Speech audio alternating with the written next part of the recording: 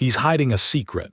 One swing from his powerful weapon can wreck a monster with a single hit. A grimoire pulsed with wild, unbalanced magic, like it was ready to explode the moment you opened it, stacking clever accessories that crank up travel bonuses as you move. You don't get this reward until you smash the boss, and it's also the coveted prize for beating that dungeon the very first time. Only she can get it in unlimited quantities. Nomper dungeon hits hard, so they're saying you should be level 80 before you even step inside. The man roars at his subordinate to push harder, and the boy bolts faster, only to be shoved into the dumbest errands, all to humiliate him and prove how great the man thinks he is. The grown man with the eerie grin slips a sly smile onto his face and tells the little boy to distract the monster, like it's a plan, not a favor.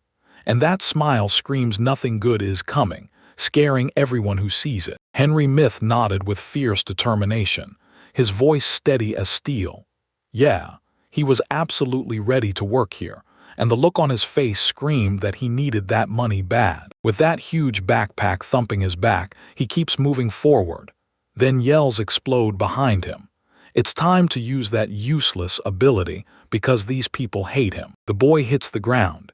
His so-called useless skill backfires on him. The boys up ahead spotted the monster, shot off a sarcastic report, then leaned in with grim excitement. Because they weren't just watching the chaos, they were savoring every second of that little boy's suffering. Henry's got evasion, so the boy snaps with panic, trying to dodge the monster at every step while he blurts his skill's name, his face twisted in pure terror. He triggered his evasive skill, and the system instantly screamed the alert back to him. No matter how that monster swung, it never landed, because its hits simply passed through him, sliding right through his body, unable to touch the boy, unable to hurt him even a little. Evasion is the skill that lets you slip away from enemy attacks like you can see the future. Henry dodged every hit and sprinted from that monster, ducking into whatever corner he could find. The man who sent him on this mission erupted in a loud, mocking laugh. The whole team erupted in loud laughter, staring at the boy sprinting away from the monster with everything he had. Because that skill is basically useless, and trying to fight like that is straight up impossible. But Henry finally got it. Those men were laughing hard as they yelled for him to get lost, so the boy had no choice but to swallow his pride and quietly step aside, because he didn't have any say in it. After all, they were paying him. With his chest out and his figure on full display, one of the team was already ready to strike. He yanked the monster out of the way in a flash, and the next second it crumpled on the ground. Henry stared at the whole picture with pure awe, wishing he could live those wild adventures. Because right now he was way too weak, and he didn't have the skills to stand on a team like that. He charged ahead with a blazing grin, tossing out loud claims that the monsters were nowhere near him. Cocky words that screamed just how wild his self-belief was in his power and skill. The monsters blasted off from the team at mind-blowing speed, and still, until the very last second, they fought with pure pride, never letting a single one close again. Henry stared with his mouth hanging open, eyes wide as the picture hit him like a punch. He always felt awestruck by battles like this, and it lit a fire in him to chase his own dreams, to travel, to become a real hero, and to save people's lives. The whole team marched back into the city with victory in their hands, basking in the spotlight as that giant mountain of cash proved they'd crushed it. And the entire city burst into cheers, welcoming their heroes like legends. Some guy shoved a tiny pile of money right into the boy's face and sneered, "That's your share," then basically crushed his confidence, claiming they'd ignored his gifts, calling him totally useless, and insisting he was nothing but dead weight. Henry bolted into the bushes, hunting down the rest of the coins while the team roared with laughter. Yet Henry didn't even blink, because he desperately needed that money, and every single coin mattered to him. The boy chased a dream so sharp it burned. One skill that would let him fight, roam farther, become a hero, and save lives, so the whole world would finally cheer, roaring with joy at every victory over the monsters. He grabbed the coin, squinted at it in the blazing sun, and suddenly realized He could have raked in way more than this, lived in way better conditions, and had his whole life turn out differently. He had to take care of his little sister. So with a bright grin, he marched into the room, jar clutched in his hands. He stepped into the room where his sister lay and snapped his gaze to allure it, relief flooding him as he saw her. Because even unconscious, he clung to her with all his heart, talking to her non-stop, convinced she could still hear every word. As she filled a basin with water, she prepared to tend to her sister. And this was just the usual routine, every single day, so it never bothered him anymore. Her sister needed to bathe, and he knew it would keep her healthy. Henry fired up as he told his sister how he'd finally landed a huge part in snagging the treasure. Because that's what he always did. And every single day he prayed she'd listen, smile, and celebrate his little wins with him. The boy confessed that even though his team was rough and rude, they still let him stay. Because right now he desperately needed money to save the most precious person in his life. After he finished tending to his sister, he finally saw her spotless and shining. She'd basically been glued to that bed all this time, and still he cherished her like crazy. He grabs the tiny jar of medicine, rolls up his sleeves, and gets ready, because it's time for a fresh dose to start healing fast. He brought the medicine right to Laurette's mouth, guided her sip by careful sip, and warned her that this stuff cost a fortune. So don't spill a single drop, because every last bit mattered for both the money and her life. He stared at his sister with a soft, hopeful glow, praying that nothing but the best would come. Because deep down he truly believed that one day a miracle would strike, and Elrit would rise from bed again, smiling like she used to. He replayed that brief talk with the doctor in his head, like her voice still calling him by name. The stern woman grabbed him by the heart and ordered him to hand over the medicine every single day, or Alareth would be dead.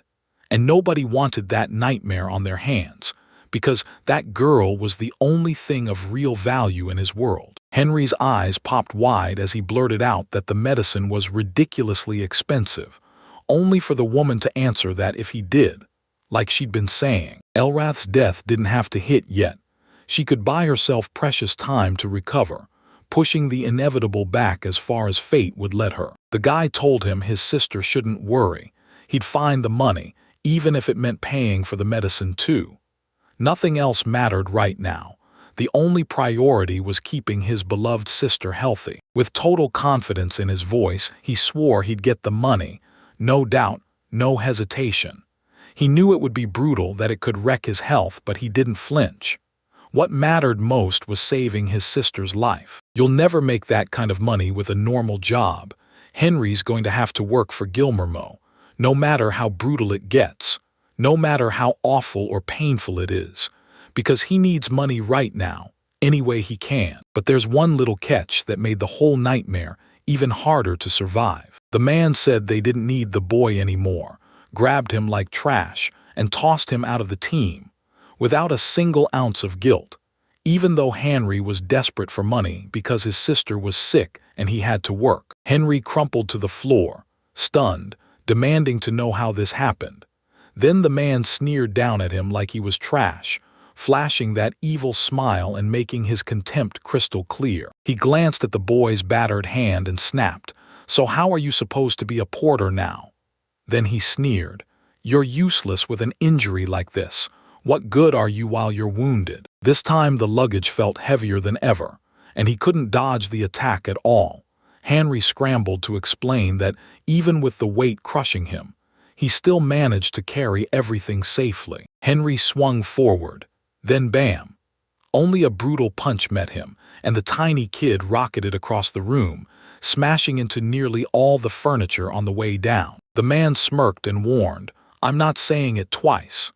He was sick of babysitting that boy, calling him helpless and weak, because now he didn't need him anymore. The boy slumped on the floor, eyes full of sadness, while a piece of meat sat right on his head. Henry snapped and started screaming, demanding they transfer him to a different team. He stepped up, introduced himself as Henry Crete, and claimed he was only 13 years old. The boy knelt down and begged to be taken on as a porter, and the guy across from him jabbed at his own eye, asking if the boy was really okay. Then Henry shot back that something so small wouldn't slow him down. He crumpled to the floor and begged to be accepted, and the guy actually paused to think about it. Guillermo frowned, spotted it first, and fired a warning to the would-be hero, Henry. Night swallowed the street as the boy leaned in, demanding, "Do you remember your name?" Suddenly, the whole tavern erupted in one loud shout. "Prisoner of level 1. The guys around him circled like judges, telling him flat out he was worthless. No one would ever pick him for the team since he barely hit anything and brought zero value. Guillermo blared. Who in their right mind would dare scoop up that kid and put him on their team? Henry got yanked out of the tavern and slammed onto the ground. Then the bouncer barked that he'd never set foot there again. The man grinned and said he wouldn't be shocked if he stumbled on the boy's body in some ditch, because nobody would take Henry in. Everyone was terrified of Guillermo. Henry sat there alone, wondering what on earth he should do next. If he can't earn money, then explain it. Remembering his sister and what she was going through, his eyes snapped wide open. He slowly pushed himself up off the ground, cradling his hurting arm, and he knew that you never, ever give up. Huddled in the shadowy alley, he stared down at his own hand like it was about to betray him. He stared at the coins in his palm, and the truth hit hard. This wasn't nearly enough to buy the medicine. He'd already pawned every last thing he could get his hands on. Yes, even his father's unforgettable gift, until the house was completely empty, and Henry couldn't even figure out what to do next. Clenching every ounce of resolve into a fist, he realized the dungeon was his alone. Then he snapped into motion. He snatched a tiny sword, then dove straight into checking his status. The boy stared ahead, thinking, what can I even do from here? Because he wasn't some legendary hero, just a plain, ordinary adventurer. He could slay that monster, grab the drop and sell it for cash. But he can't pull this off solo. Henry can't even beat slime. The boy stared at his status. Then bam, an idea hit him like a lightning strike. If there's even a shred of chance left for him. Deep in the forest, it's all alone and swallowed by shadows. In the dungeon meant for brand new adventurers, where the fatal dungeon waits for them. Striding through the endless dungeon corridors, Henry gawked at the sheer size and the chilling, eerie aura that clung to every step. Then a cobalt spark caught the boy's gaze, and he snapped his eyes wide open. Henry crouched behind the corner, then his eyes widened. This recommended traveler level was level 4. At the very first level, he couldn't stop asking himself what to do next. So he gripped a small sword in both hands and begged for his father's help. Henry stared at the dungeon and thought, how am I supposed to make money down here? Cobalt spotted the guy who popped out of nowhere, bared his fangs, and launched himself straight at him to attack. The boy finally gets it. Every single thing he has is all he's ever going to have. He lunged, dashed, and dodged in a blur, right as the monster came for him, and he made it out clean. He rounded the corner, dropped to the ground, and panted like his lungs were on fire, desperately checking if his plan really hit. Then, minutes later, it finally clicked. Yeah, everything worked out perfectly. He strode ahead, hunting treasure with every step. Then, boom, he found it. A tiny chest tucked out of sight. He inched closer, then slowly pried the chest open. Inside that little plant, Henry found the antidote. And the moment he did, joy exploded in him. After crunching the numbers, he realized he could sell it for 5 LS, and that thought shot pure joy straight through him. He knew this wasn't even close to enough. He still had 4,956 Ls left to snatch up. Henry couldn't stop smiling now that he finally had a way to earn his own money too. Dashing away from yet more monsters, he felt pure relief as he slipped through their strikes with slick, flawless moves. His eyes flared with pure determination.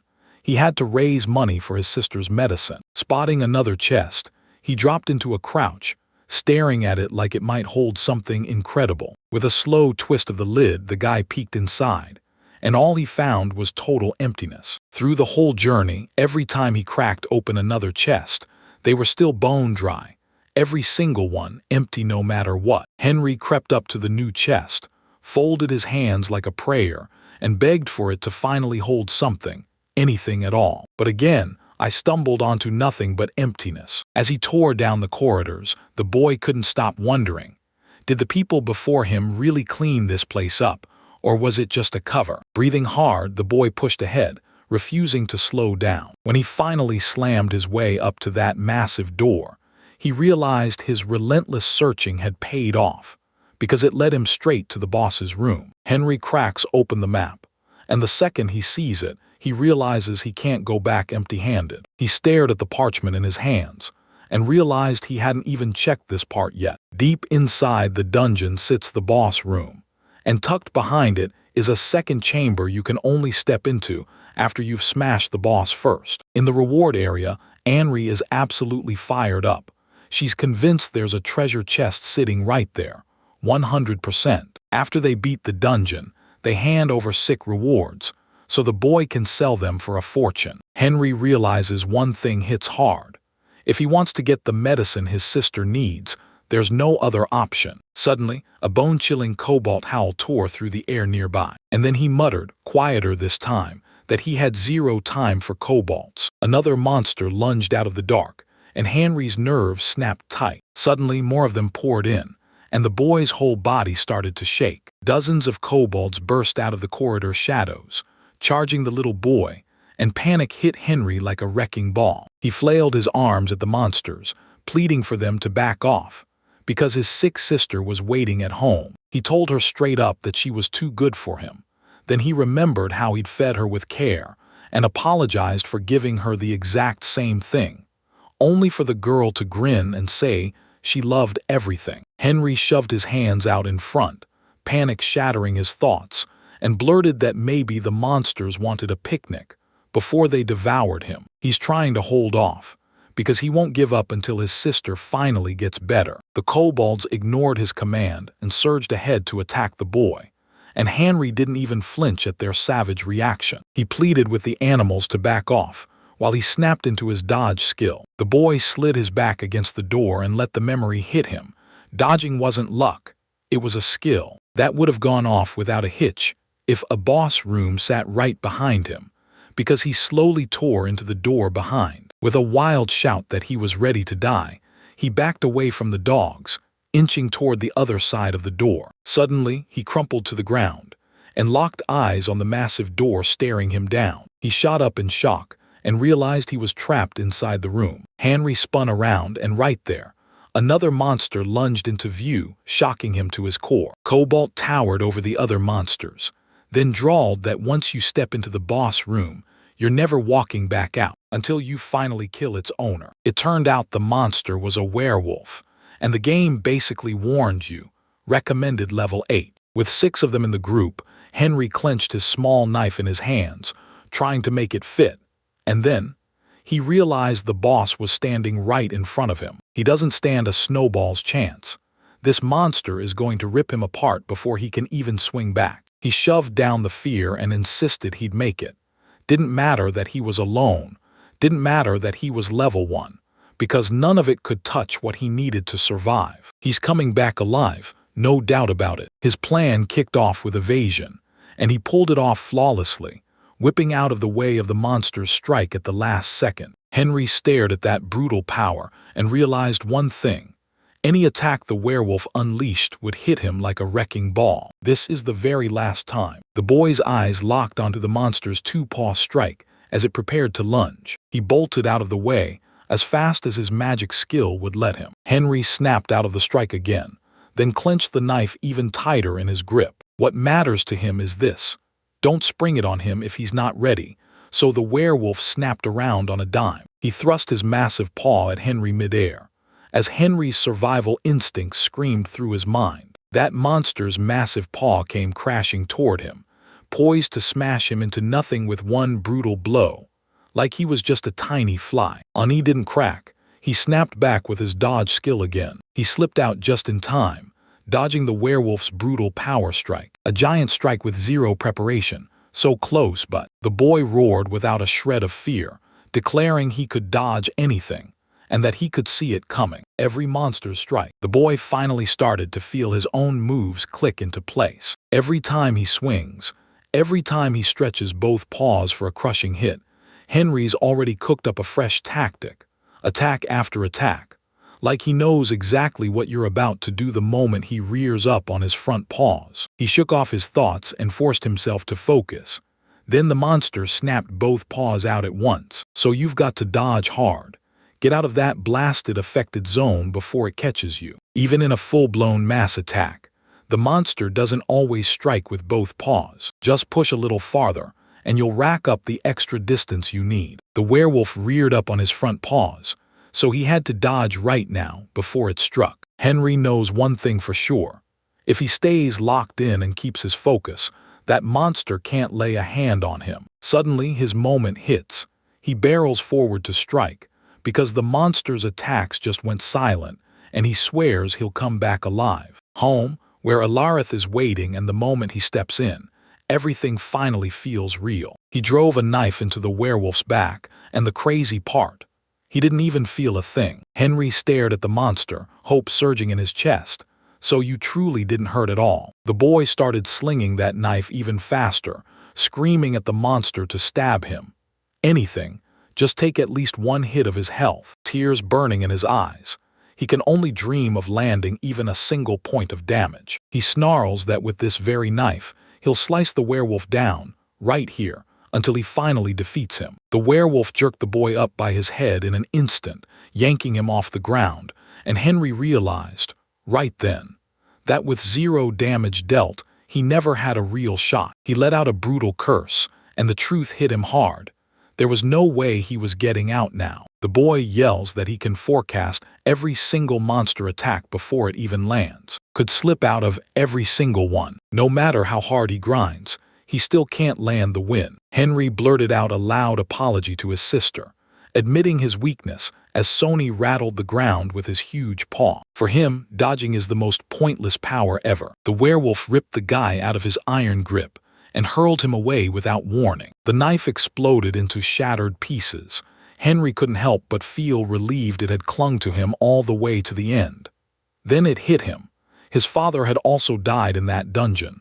So why did it happen, and how did it fit together? With his sister's sweet face still burned into his mind, he apologized to her again and again, hundreds of times, until he finally felt her forgive him. How he'd give anything just to hear her sweet voice again. Suddenly, Elarith's voice erupted in his head, loud, urgent, and packed with hope. Henry's eyes blew wide with shock. He couldn't believe he'd even heard her, and the next second he spun around and slammed straight into some kind of wall. He tried to shut himself away from the wall, praying it would blunt the blow that was coming. If he smashes into that wall, it's game over, no saving him. He can't afford that fate, so he has one move left: fire off his dodge skill. Then, out of nowhere, his body started slipping through the wall, slowly at first, like reality was giving up. Eyes still shut, he slipped straight through the wall with sheer skill. No hesitation, no doubt. He crumpled to the ground like the wall never even touched him. He lifted his head, and for a second, his brain just refused to catch up with what hit him. For a split second, he swore he'd slammed straight into the wall. So he snapped his gaze to the side and scanned the room. Right ahead of him, there it was. A massive chest staring back like a treasure from another world, and he couldn't even blink without doubting his own eyes. As he closed in, the guy spotted the traveler's sword, an enormous blade blazing like a star in the cave's darkness. After finishing the familiar dungeon, Ani already had the sword's payday figured out, and once he saw the numbers, he knew it was actually real. In the same room, the reward area, but even then he knew in his gut he hadn't beaten the boss. He crept up to the wall and ran his fingers over it, hunting for answers, because he couldn't wrap his head around how he'd managed to slip through it in the first place. Sword clenched in his fist, he tried to make sense of how the hell all of this even happened. Until now, he'd been getting crushed by bullies, just for existing. The man from the last team flashed a huge grin, and barked that the boy's gift was totally worthless. And somehow, Henry still snagged a reward for finishing the quest. Maybe this skill isn't useless after all. It might be the real deal. Henry grins from ear to ear when he finally realizes he'll make it back home alive. City of adventurers, Garabos Garabos. Massive dungeon after dungeon draws wild crowds in droves. This isn't just any city. It's a playground for adventurers. In this world, power and money call the shots, everything bends to them. In this world, everything spins around adventurers. So when the man who raised Henry demanded to know if the kid had money or if he was just a common thief, Henry threw his hands up and shouted that the man was dead wrong. He yanks out his sword and tells everyone he'd love to sell it, right there, right now. He gripped the sword in both hands and leaned in, studying it like it held secrets. And when Henry saw what was happening, he understood this one thing. If he couldn't sell it for a decent amount, so if he hesitated, there'd be no way to save his sister. He squeezed his eyes shut and prayed that this sword was worth at least 5K. The man behind the counter slid the boy an offer for 30K. The moment he heard that huge number, his eyes flared, because it meant he could finally stock up on medicine enough to last him almost a full week. He sprinted home, laughing like he couldn't stop, desperate to reach his sister as fast as his feet could carry him, then burst into the room yelling that he'd brought medicine for Ellerit. He finally understood. If he didn't hand her medicine every single day, she'd slip away, and that truth hit him hard. Then she'll die, Henry grinned, because somehow he made it to her just in time. He eased his head onto the bed and started whispering to his sister, telling her how he'd snagged the medicine by himself the first day he joined Guillermo's crew. He still remembered how Elarith had clutched him to her chest like he was precious, praising him, steadying him, and it hit him hard. How many times had she been there for him before? But he's not the same anymore. Today, he's charging back into Fazl's dungeon again. Yesterday, he snuck into the reward area without taking down the boss, because once he learned how to use dodge freely, he could move like he owned the place. With pure determination blazing in his voice, he'll make sure medicine is bought every single day.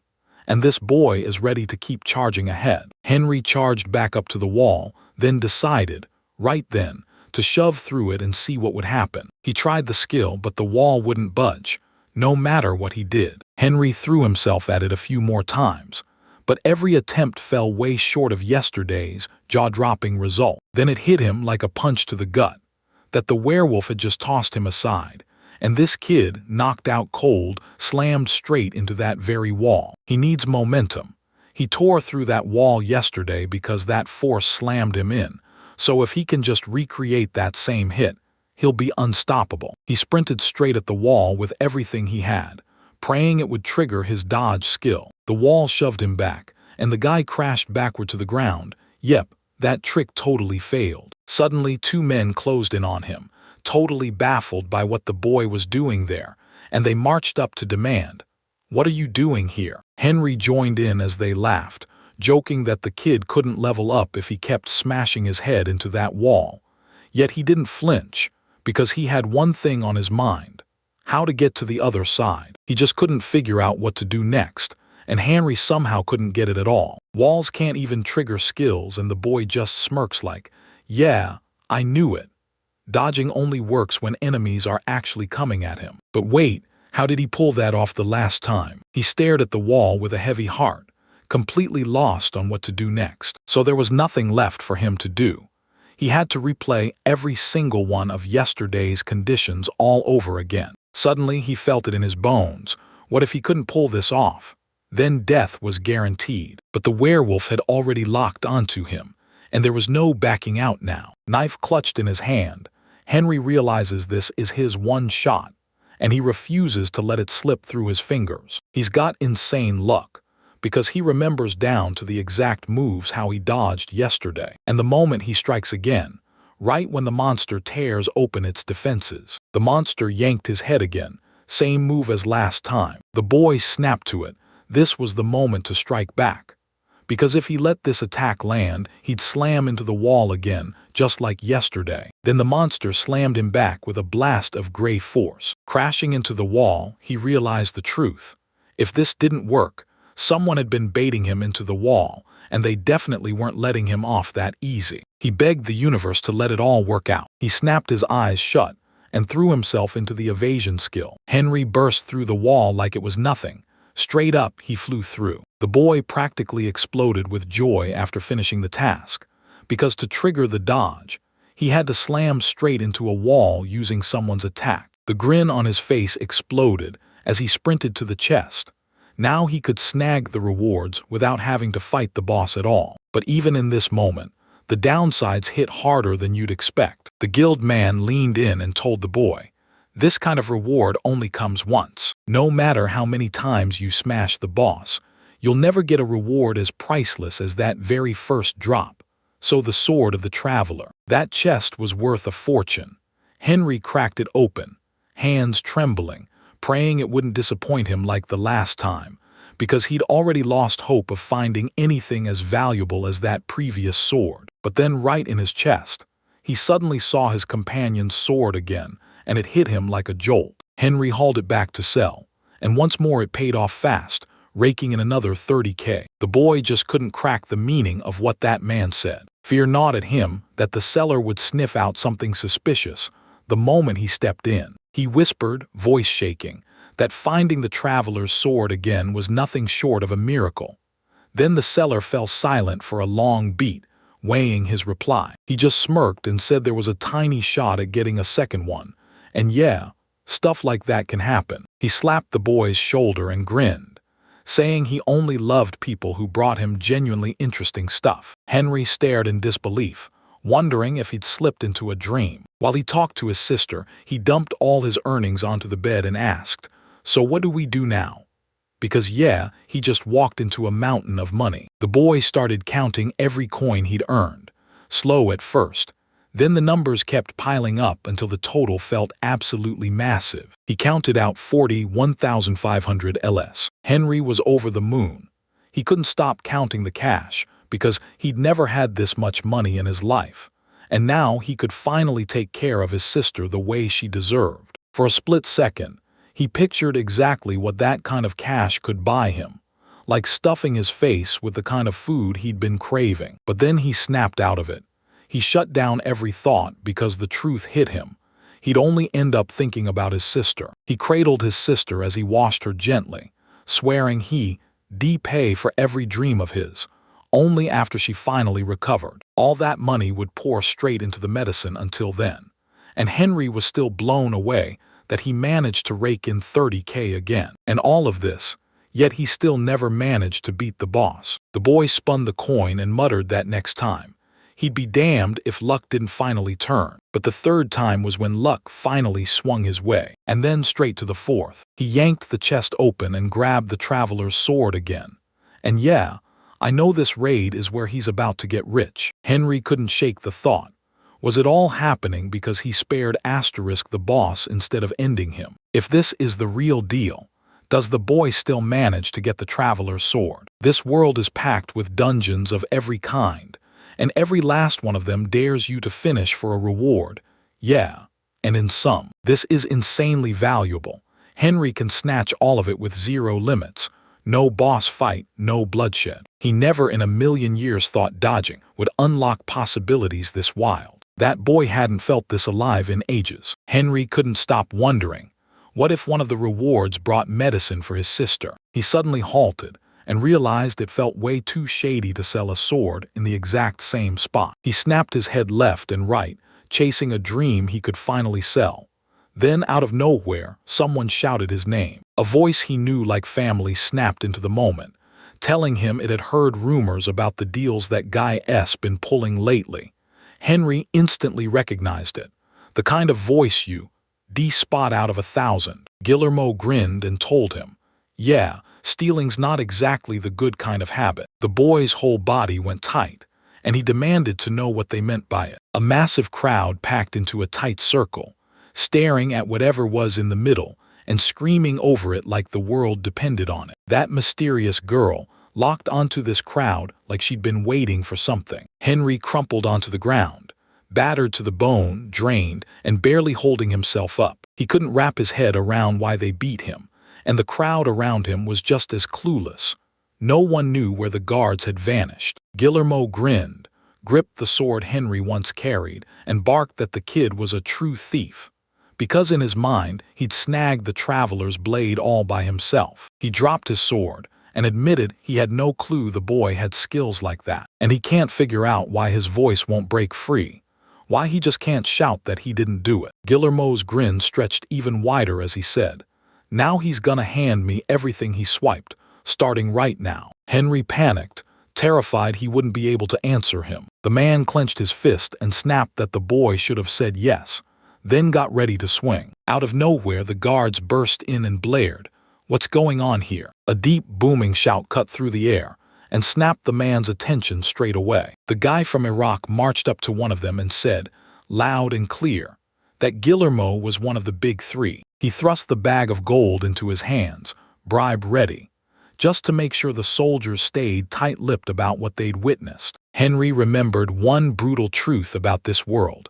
Money calls the shots on everything. Suddenly, the girl blurted that Guillermo's smile was way too provocative. Lightning ripped from nowhere and slammed the man straight on.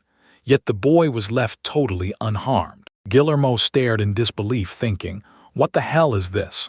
Because he couldn't move a single inch. Every last member of his team was under a deadly spell. A girl from the team spotted it.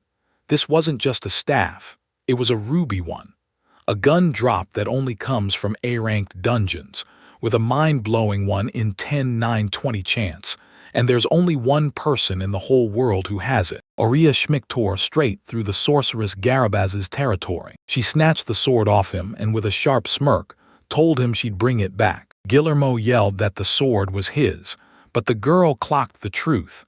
This blade belonged to the boy, and she closed the distance toward him. Aurea abruptly shoved them off, barking for everyone to scatter fast, and the man seethed, furious that she shut him down and even snatched his sword away. The man stormed out, swearing he'd never forget Henry's face, and the boy stood there stunned, because the one who'd hurt him got shut down. He stared at the girl, stunned. She was a bit older than him, and somehow she looked majestic. Yet somehow, suddenly, she snapped her eyes to the guy and flashed him a smile. She shoved the sword into the boy's hands and took it back to finish the handoff. She snatched the sword back in a flash, and the boy stared at her like she'd just flipped reality. The girl grinned and told him straight up, "Since I helped you, this sword is mine." Henry was stunned. Aurea leaned in and asked, "Isn't that right?" And the boy just sank his gaze to the ground with a heavy, sad sigh. Leaning in close to his face, she demanded, "Just ask for it back right now." She held her breath, watched for his cue, then confirmed it was his sword before handing it back to him. He gulped, hesitated, then snapped the girl to come back the sword fast. Aurea thrust the sword back into his hands. Henry crumpled to his knees and started bowing to the girl, thanking her over and over for saving his life.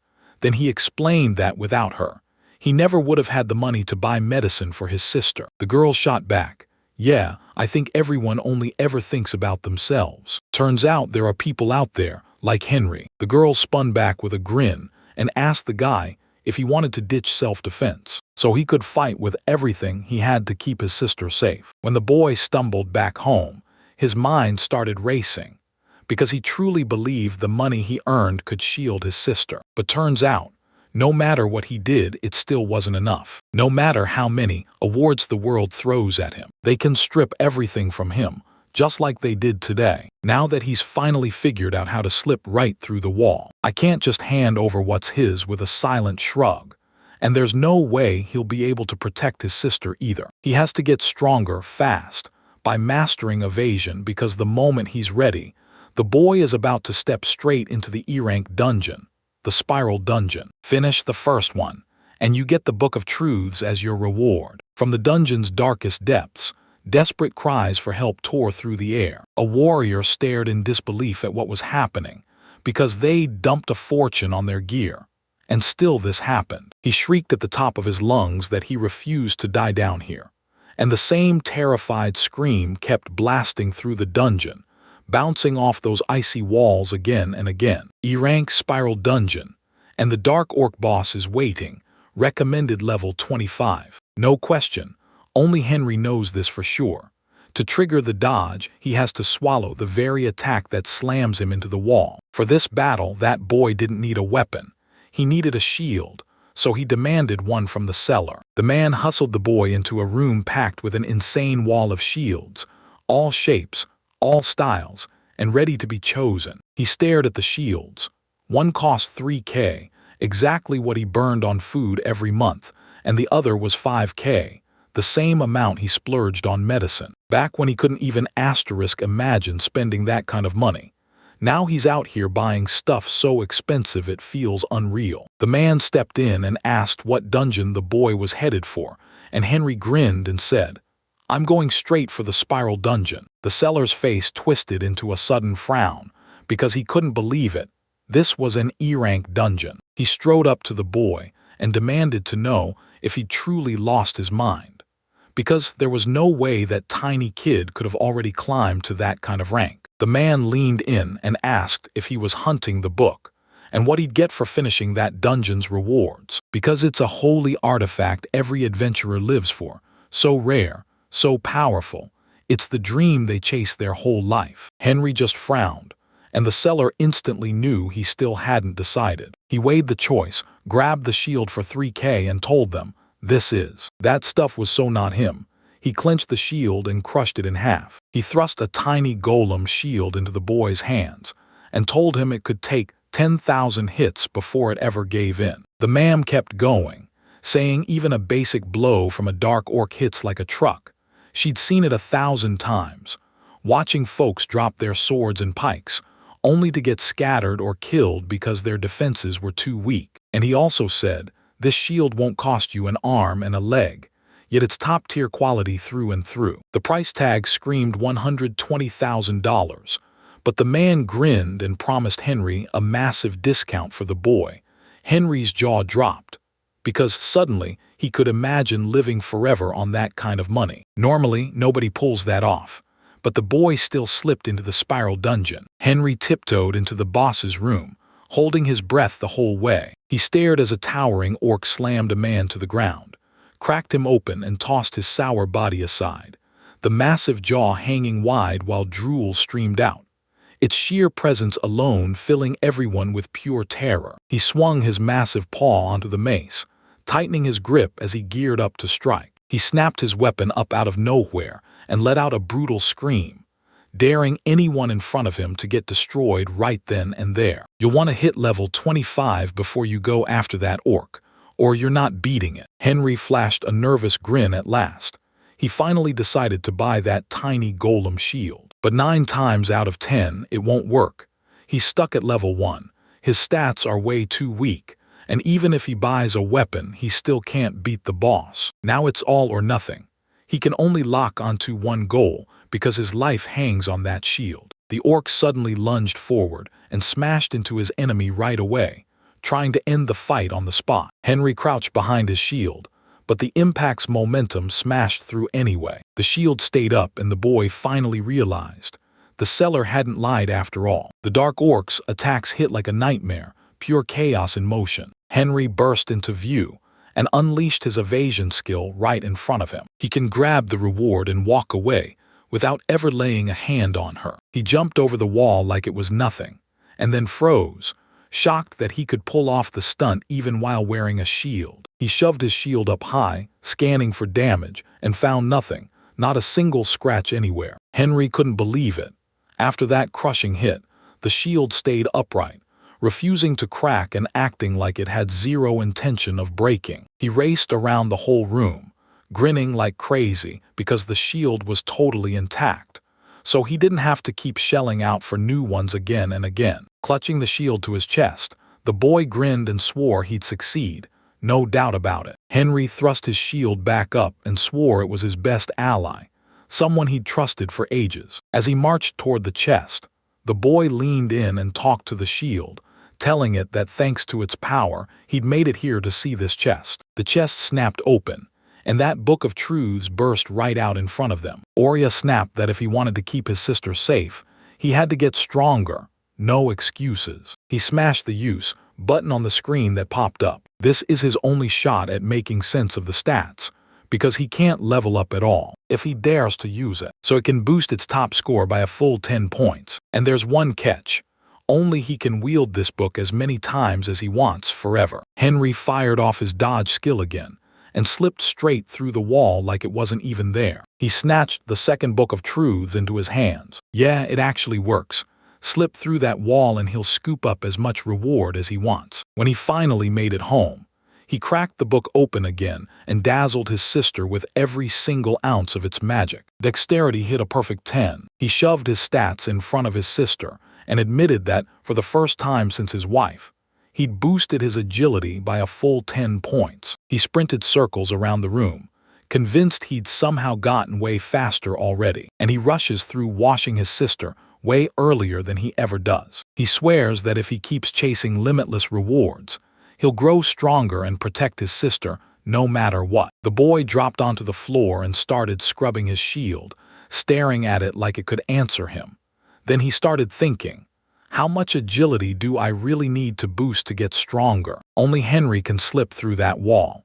If he gets the Book of Truths, then even with endless quantities, his agility goes off the charts. While he was in Guillermo's crew, he spotted the numbers staring back at him. Back then, his dexterity was dialed up to 24-3. Staring at all those memories, the boy snapped and decided everything would be his choice. If Guillermo's dexterity lands at 243, Henry is going to level up, no question, into something way stronger. When he returned to the organ, he swore that at least in skill, he'd climb higher than any man. He set a savage goal: break past 1,000 dexterity, then raised his shield and charged forward with zero hesitation. He pulled out that amazing dodge move again, and the boy got launched straight into the wall. Time after time, he pushed his agility up by a full 10 points, like he was hunting his own limits and refusing to stop. Already 6 books of truth were gone, and his dexterity had climbed to a clean 210. But Henry knew he couldn't stop there,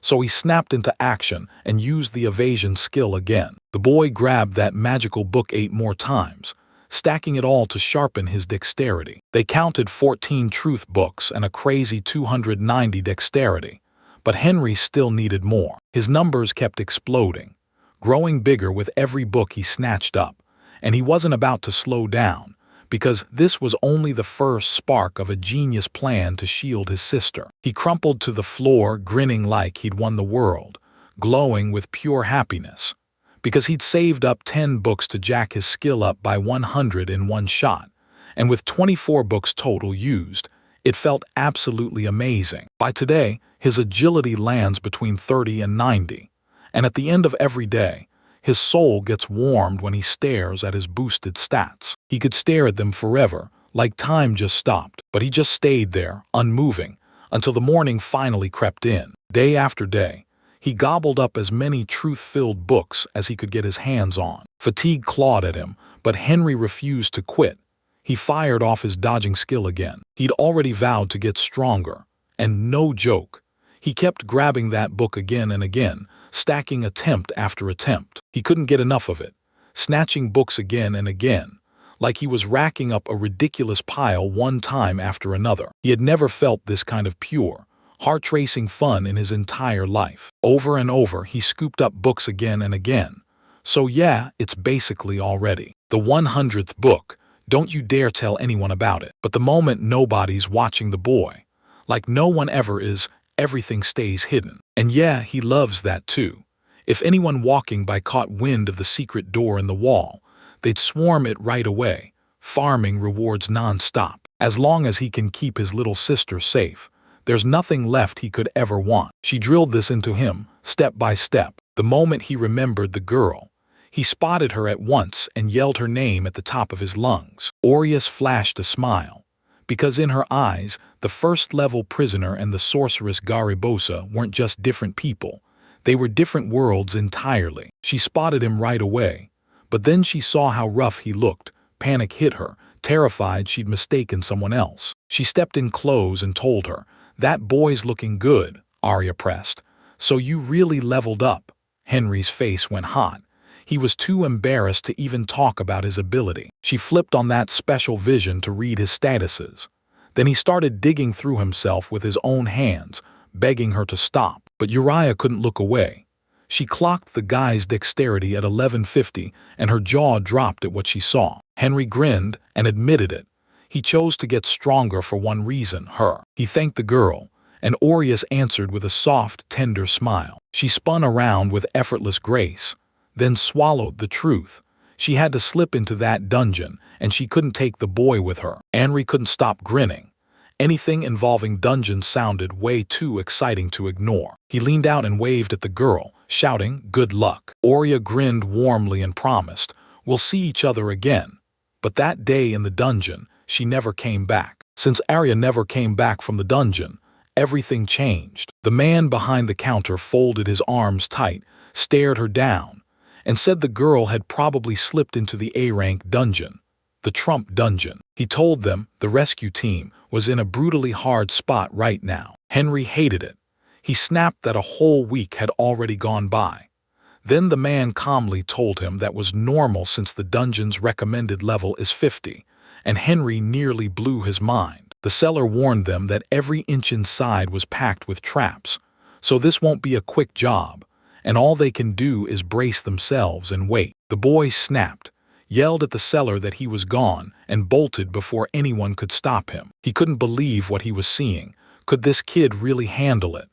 Then, right out of nowhere, a buyer marched up to him. He shot the boy a watchful look and asked, "So you're a level 1 prisoner, huh?" The seller didn't catch on right away, but he grinned and reminded the buyer that the guy didn't do anything at all, just his forge. He breaks it down.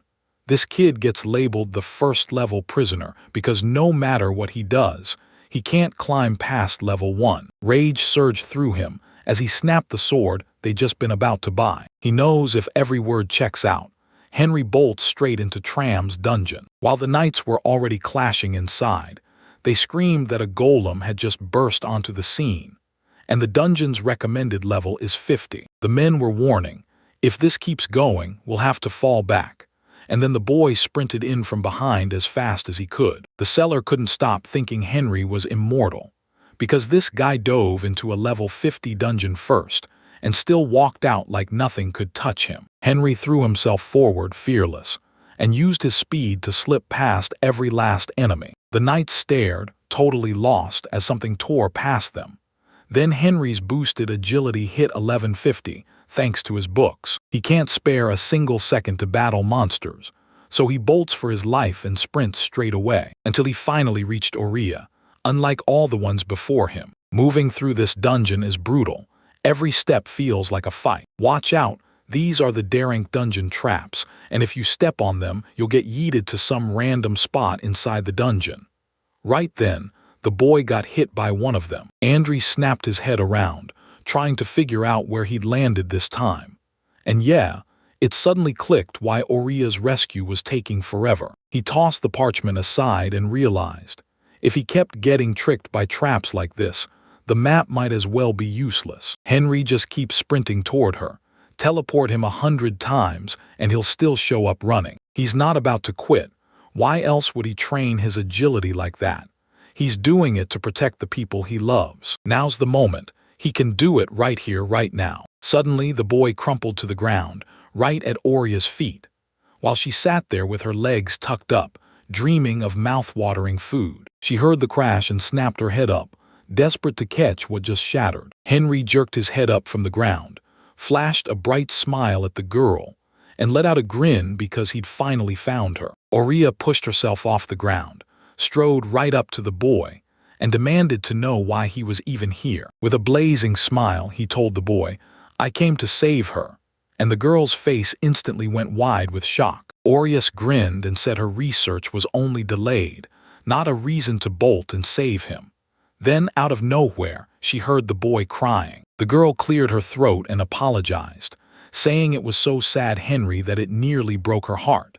Then he tried to push back, but before she could, the boy suddenly remembered something. He gently pulled the bun for Oria, because lately her stomach had been growling non-stop from sheer hunger. The girl flashed a smile at his worry and told him, with total confidence, that this food was exactly what she needed. Trapped in the dungeon, the couple huddled together and struck sparks to start a fire. Oria snapped that this whole expedition was a trap hunt, and that's why their mate looked so lost.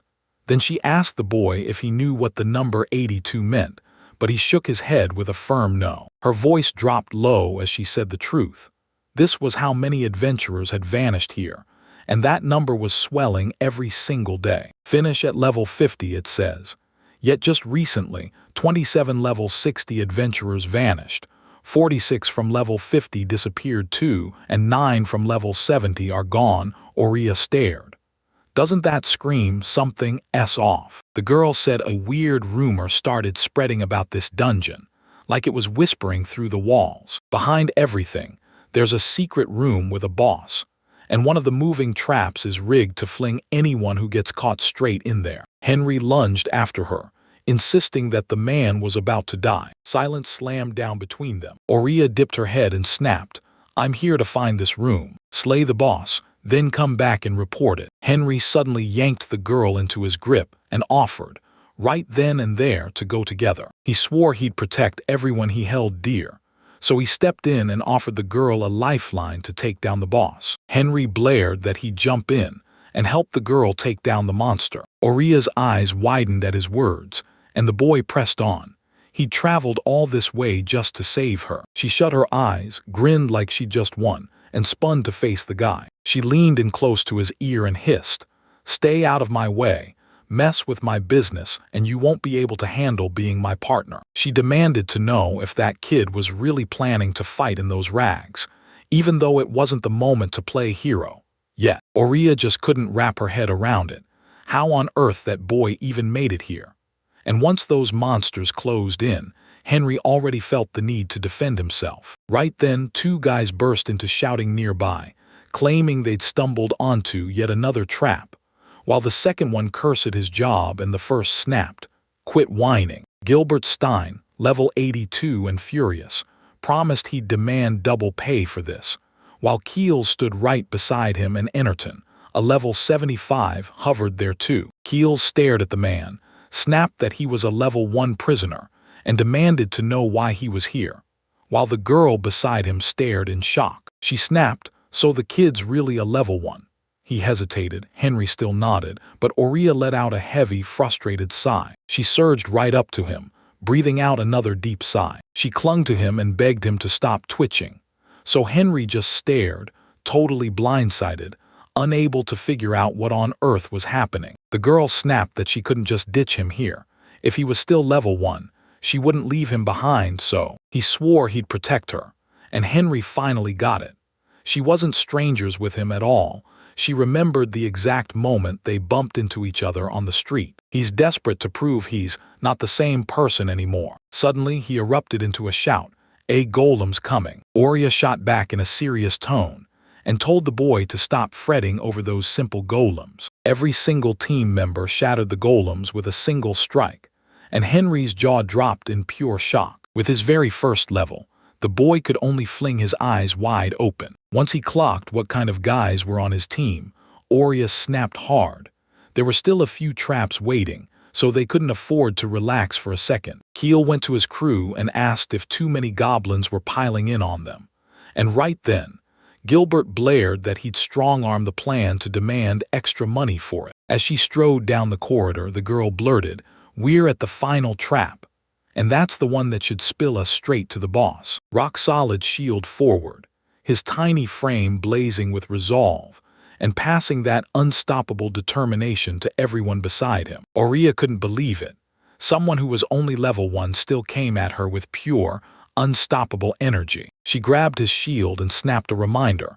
Now that boy couldn't move an inch. She snapped that the boy better not dare cross her space, then set her magic to a brutal 50% boost. She surged a step ahead, then charged forward with her whole team at her back. They charged ahead and marched straight for the golem's feet. Keel stared at the huge guy they'd just gotten, and Gilbert immediately grumbled again that he'd be demanding even more money for something like that. With her eyes narrowed, she pointed at the monster, and then she froze, shocked. "That's it," Keel said, loud and certain, that they needed to test the monster's power first, because the only path to victory was earned with the right moves. And then he swung in with the axe technique. He slammed it with everything he had, unleashing the rock-crushing technique. Yet the target didn't budge an inch, and that didn't stop him. He snapped back from the counterattack and told the team the monster couldn't be hurt by brute force. Then he shrugged like it didn't even scare him. He urged the girl to cast magic, and Oria shot back that she'd handle everything by drowning him in it, all on her own. The golem surged ahead, then slammed into its target, hurling a storm of insanely sharp stones. Oria's body locked up in pure panic, not knowing a single move. Then Gilbert shot in front of her, and the instant those stones came flying, he slammed his massive shield up, blocking them and shielding her. One of the stones came screaming in, and blasted the girl's staff straight out of her hands with a brutal throw. Oria spun around and screamed her heartbreak into the air, panicking as the staff lay crumpled on the ground, and she didn't know what to do next. She marched right up to him, snapped at the boy to freeze, and Henry couldn't stop himself from thinking, will he actually listen? As the girl fought her way through the rain of stones, the boy's eyes sparked with a brilliant idea. He told her to wait, then bolted straight ahead to save her and bring her staff back. The second he bolted away, he snapped back just as fast, dashing right in to return the girl's staff. Oria was absolutely stunned. She never even clocked the boy slip away, and no matter how high her skills were, she couldn't track a single one of his moves. She couldn't help wondering how much stamina this guy even had, until Henry's furious shout snapped her out of it. Oria grabbed her staff and readied herself to strike fast. With a snap of the water blade, she carved the monster full of holes. With the golem gone and all that's left are its remains, Keel smugly declared that their witch was the best, and that she'd never rise back to life. At that exact moment she hesitated. Should she even lift the staff, knowing a single mistake could get her killed? Yet, Henry bolted up to the girl with a huge grin, praising her attack as awesome, while Oria stared, convinced he'd somehow managed to snatch the staff from her. Of course she couldn't witness it all, because he was ready to throw his life on the line for her. She understood it all. He'd fought his way here after a long journey, and that boy wasn't showing off at all. With his head bowed, she thanked him softly, but John Reed didn't catch a word, so he kept asking again. The girl was already itching to say it again, but out of nowhere, a massive magic circle erupted right beside them. Oria warned him. This trap wasn't small at all.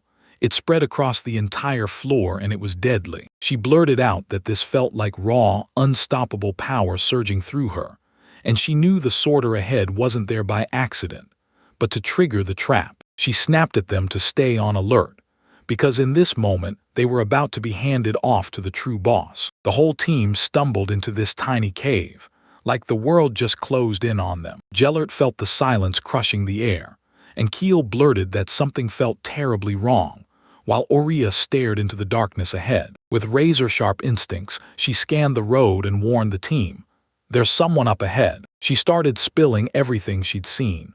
First, the mountain of weapons in that monstrous shield, like the sword, katana, mace, and axe. Then she clocked the monster's stats. Agility 567, Intelligence 1956, and Resistance 743, with Defense 3925, Attack Power 4101, and a fresh pack of deadly weapons.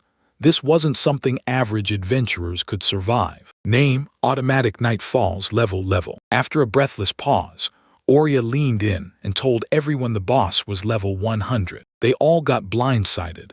These tough guys' levels were way lower, and they'd never, ever run into anyone who could hit numbers like that. Henry clenched his jaw there. Right in front of him stood the boss of the hidden room itself, and even Guillermo's level paled in comparison. Gilbert stared at all this nonsense, baffled.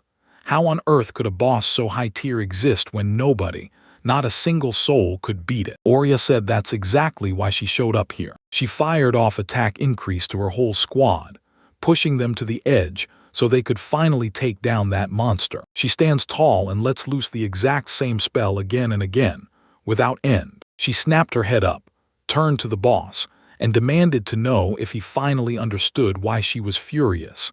Because he'd shown up out of nowhere and wiped out so many of her comrades. The monster slams its threats into every adventurer's plans, and swears the boss will pay with his life. With her hand raised, Oria launched into a vow. In Schmick's name, the ruler of Garibos, and for the sake of order in this city, he swears he'll kill that monster with his own hands, no matter what it costs her. Henry looked like that speech lit a fire in him, eyes wide open. With engine level 100, he still had no clue what was about to hit next. Gilbert nodded along with the girls and said he wasn't going to be against fighting for him at all. Just then, Kill sadly blurted that maybe this was the first time they'd ever fight together. But he had no choice. Gilbert barely ever stepped up. He threw himself in front of his team behind a shield, barking at the girl to get ready for a brutal spell, then turning loud and challenging when anyone tried to claim she was weak. The monster leaned in and purred that his technique was flawless. He swung his sword once, wham, and that single strike smashed the shield and nailed the man standing right in front of him. Gilbert's eyes went wide. His defense got pierced so effortlessly it felt like it was never even there. Even with the spellwork already unleashed, a scream tore through the air. Someone was shouting his name. But it was already too late, because the monster had driven almost all of its weapons straight through him. Kills cursed at full volume, charging straight at the boss, rage burning through his veins as revenge drove him, ready to strike not just for his city, but for his fallen comrade too. He felt it right after the hit. He was wide open, so he fired that perfect strike, then froze, wondering if his hand was moving all on its own. He even realized the monster had 0 blind spots, nowhere to hide, nowhere to breathe. Aurea lunged to help, but Keel snapped her back, ordering her to prep her spell right now, and the girl shut her eyes tight, ready to rush in and save her comrade fast. He finally realizes he has to use the girl's magic to win, so all he can do now is claw out a little time, fighting off the monster's attacks again and again. Henry's eyes went wild with fear as it hit him. He wasn't just watching anymore. He could fight that monster too. He stepped forward and asked her. She said all Aurea needed for a strong spell was a little time, then wondered if it was true as Aurea tried to stop him. Gilbert was alive, and he knew he couldn't stop, not even for a second, because he had to keep fighting. Out of nowhere, a boy bolted past him and tossed a little bottle of medicine.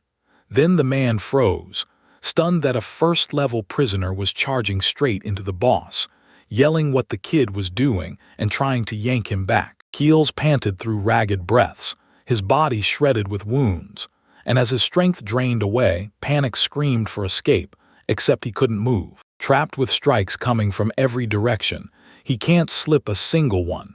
This looks like the moment he gets wiped out. The boy suddenly slammed the monster right in the head, and just like that, it snapped all its focus onto him. Keels froze at the prisoner in front of him, then blurted out, what could he possibly do with a first level? He warned that the kid was doomed, and Henry didn't argue because he felt it too. With his agility skyrocketing, his reflexes went lightning fast, and even his sharp new visual acuity locked onto everything. So the monster can't land a single hit. He clocks every one of the monster's strikes before they land, everything stretching into slow motion. Then he slips out of each hit like he can see the future. He finally cracked it. Everything just clicked in his head. A mad spark ignites at 100. Because the moment your dexterity claws past 1,000, things go wild. Kills stared with eyes as wide as saucers, stunned beyond words by what was unfolding right in front of him. Gilbert couldn't help himself. He needed to tell that boy something. All he could do was swallow the truth. Some level 1 kid saved them. Aurea closed the distance, thanked the boy in a rush, then snapped an order, step back. Henry swallowed his pride, didn't dare argue, and quickly scooted out of her way. Now she finally knew the way here, and that alone gave her what she needed to stand between the adventurers and the worst that waited ahead. She pushed her magic to the edge with hard training, and the ruby staff and her gear helped her hit her absolute limit, while strengthening spells sealed it all in.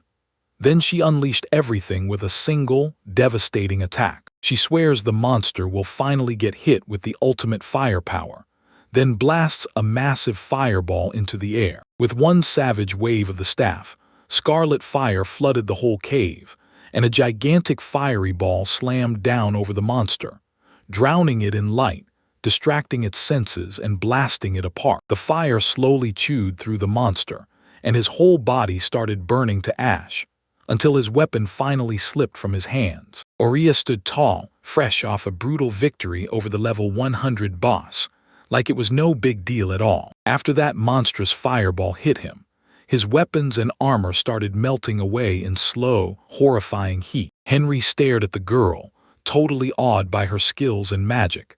Then, out of nowhere, someone yanked him right into their arms. The men suddenly swarmed the boy, hauling him into hugs and patting his head, laughing that he'd somehow managed to shock them for real. Aurea popped up right beside them and blurted out, "It was only because of Henry that we even managed to take that monster down." The boy hauled himself up off the ground and swore his powers were nothing like they said.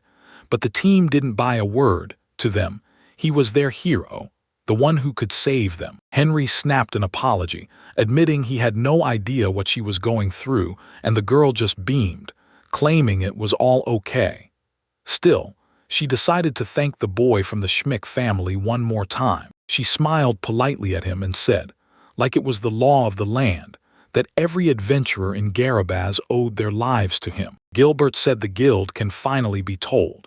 Trump's dungeon doesn't dump him into that secret room with an invincible boss anymore. Keel grinned and poured out his feelings, stunned by the boy's raw talent.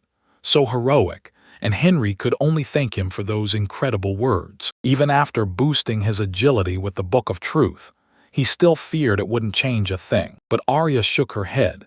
Every step he took made the kid only stronger, and now there was no way he was losing that fight. Henry didn't catch who the girl meant right away, so she pressed for details, and Aurea explained.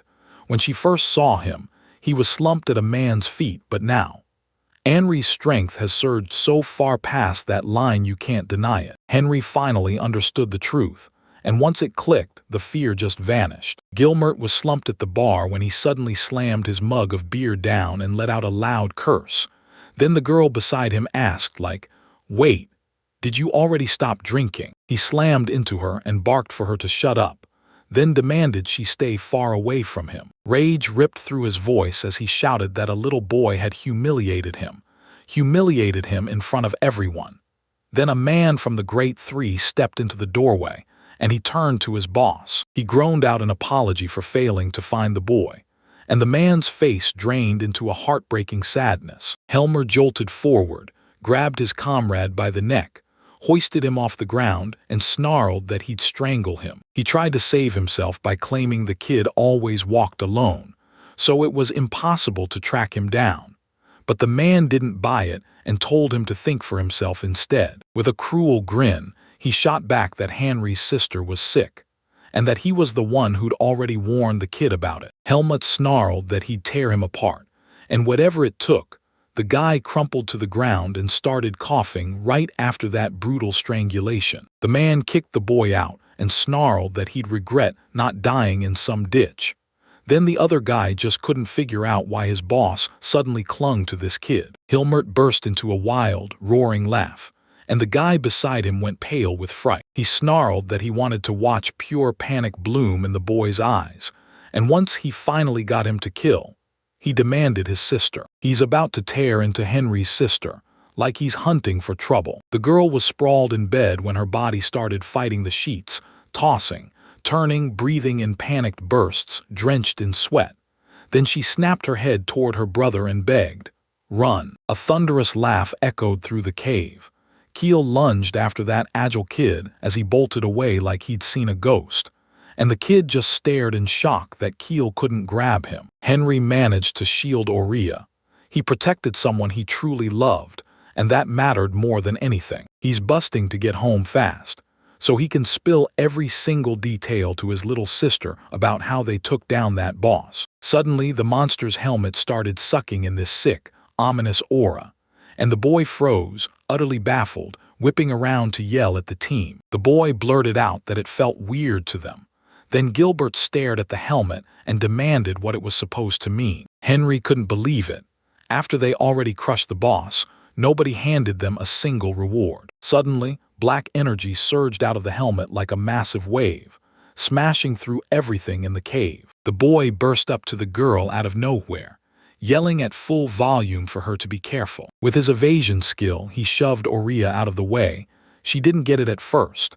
Then a massive crack tore open behind them, threatening to smash the two of them. Every room's floor started giving way at once, cracking open into massive gaps and smashing straight into Keels and Gilbert, injuring them as the ground fell apart. Both were badly and dangerously hurt. Aurea screamed their names and tried to rush in to rescue them, but Henry's small hands yanked her back.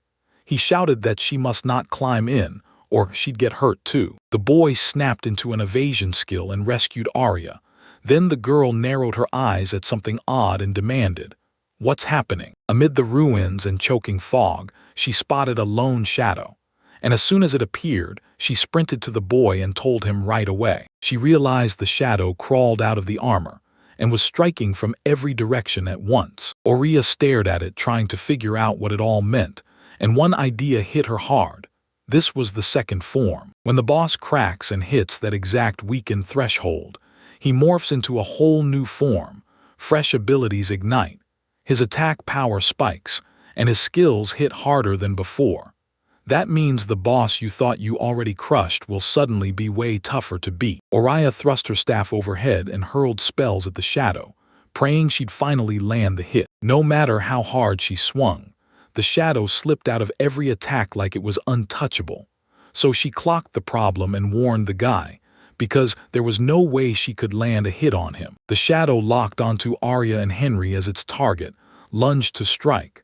But the boy outpaced it in a split second and dodged. The girl demanded, "Can't you use your agility to strike that shadow?" Then fired back, "No, hit the spot where you'll land." Henry bowed his head and confessed, "I've got just 10 attack power." The boy dodged and snapped at himself in the same breath, forcing his mind to race for a way to help the girl and take him down, without hurting a single thing. Aurea faced the boy and said they were still standing alive only because of Henry, then warned him, flat out, that he couldn't dodge forever. Henry gets it firsthand. Dodging into a frame takes pure nerve and real life left in your bones. Once dodging fails him, the boys hit a wall, and then it clicks in their heads. A brilliant idea crashes into their minds. He snapped his head toward Aurea and blurted that he had a single plan. Aurea's eyes lit up, and she leaned in, demanding to hear what he'd cooked up. With a grave stare, Henry leaned in and demanded to know if she was ready to bet her life on him. Those massive doors in the boss room are basically Henry's green light. This is the spot where he can actually slip right through the wall, and you only unlock the reward zone once you smash the boss first. Here, nothing works like it should. He can slam through the wall, but there's no promise a room even waits on the other side, and he might just crash straight into it. Worst of all, he had no idea if Aurea could pull it off with him. Henry spilled the whole plan to the girl and straight up dubbed it an adventure, because the odds of failure were bigger than the odds of winning. The boy leans in and demands to know if Aurea can really hand her life over to someone who's stuck at level 1. After hearing about life, the girl's eyes went wide, and she stumbled back like she couldn't believe it. That monstrous dark shadow shoots back up into the sky, towering over everything like a giant blanket of danger. Henry clutched Aurea tight and spammed his evasion skill over and over, desperate to get her out of danger. With 70% of his life already gone, only 50% of Henry was left. And that's when the girl's panic finally exploded. She knows one thing for sure. Without him, she wouldn't be breathing right now. And ever since then, he's always been her lifeline, showing up the instant she needs help most. Aurea finally got it. This place's level didn't matter one bit, and the boy snapped around toward the girl. She flashed a warm smile and swore with all her heart that her honoree was truly capable. She looks him dead in the eye and swears she'd trust him with her life. Those sweet words ignited a fresh surge of determination in Henry, and suddenly, he trusted himself like never before. Aurea demanded to know if the boy had a plan, and the kid stepped right up, planting himself in front with his tiny shield. Then he snapped at the girls to boost his protection as hard as they could, leaving her completely stunned. The girl snapped into a realization and demanded, "You really mean to take the monster's whole attack head-on?" And the boy answered with a firm yes. Aurea's shock only got worse when he remembered. Even Gilberto couldn't survive that monster's attack, and he was level 1. She screamed that the boy wouldn't make it through, and Henry shot back, fierce and final. He had to survive. Aurea barked that she'd take the hit. She said she could survive it, so the boy didn't argue. He bolted in behind her as the witch snapped into a defensive stance, yanking up a shield right in front of herself. Henry snapped his head toward the girl out of nowhere, and it completely caught her off guard. The boy swore he'd never see them again, then snapped his eyes back to the two men who died shielding him, replaying every bit of their help like a punch to the chest. Oria's heart sank too. She swore she'd never forget their feat, and vowed she'd craft gorgeous coffins for them right there in the mansion. Henry barked, warning everyone the monster was coming, and the witch snapped her focus with tears streaming down her face as she clenched her weapon even tighter. Suddenly, the shadow slammed into the ground with terrifying force. After that brutal hit, a monstrous wave slammed forward, along with a blast of dust, straight at the couple hiding behind their protective spell. The shield started to split, right before everyone's eyes. With a massive crash, the water magic shield cracked and crumbled into scattered pieces as a brutal wave of dust and dirt slammed through. The shield gave out, and they blasted toward the wall at breakneck speed, like a crash was seconds away. The boy spun around and snapped the dodge skill into action. The moment Henry slammed into the wall, darkness swallowed everything a second later, so black it made him curse out loud. There's nothing waiting behind that wall of the boss fight, yet the boy refuses to accept it, staring in disbelief as they somehow end up trapped in the void. In this pitch-black darkness, he can barely make out where they even are, but they absolutely crash and burn. The terrifying monster was trapped in his cave, left alone with nothing but his own menace and Oria's lonely hat. The couple dropped straight into an endless sea of darkness, and it just swallowed them whole. Henry snapped to it. Somehow, they'd stumbled right outside the dungeon by mistake. From the outside, it looks nothing like what you'll find the moment you step inside. Basically, they're telling you a dungeon is just another dimension, an endless space stretching out forever. At least that's what everyone swears. The boy blurted out a loud apology to the girl for getting them out past the dungeon. And then, out of nowhere, a thin streak of blood suddenly spilled into view. It was Oria. Blood poured from her eyes and nose, slipping down her face in horror. Henry lunged to grab the girl and stop her from dropping, but reality wouldn't let him. He couldn't reach in time. The girl and the boy keep dropping deeper and deeper into the unknown, and beneath them lies nothing but total, pitch-black darkness. Suddenly, they slammed into something solid with a thunderous crash. The protagonist realizes he's standing on the ground, yet it doesn't feel real. His hands drag over it, and he can tell there's definitely a surface there. The boy snaps his focus to the girl and shouts her name. Then he checks her for signs of life and spots that she's still breathing. So his hands shoot to the vessel, and he opens it. He steadies the bottle's neck to the girl's lips and pours her a drink. Right then, she starts eating much better. The protagonist pulls Arya into a tight embrace, and with a shaky breath, thanks God she's safe, because the fact that she's alive has him over the moon. The boy snaps his gaze upward and says they didn't just fall. They most likely crashed straight to the very bottom of the dungeon's backside. Nothing's here, so he can't help but wonder what they're supposed to do next, because all around them is total blackness and dead, empty silence. The boy hoists the girl onto his back, squints ahead and spots a faint glow in the distance. Then he decides, right then, he's going straight for it. Up ahead, he spots a tiny spark of light, like a star winking at him from the dark. He has to break out right now, because his time's almost gone, and he needs to hand Loret that medicine before it's too late, while the boy barrels closer and closer to the dream he's been chasing. Suddenly, the chaos spills into a bar.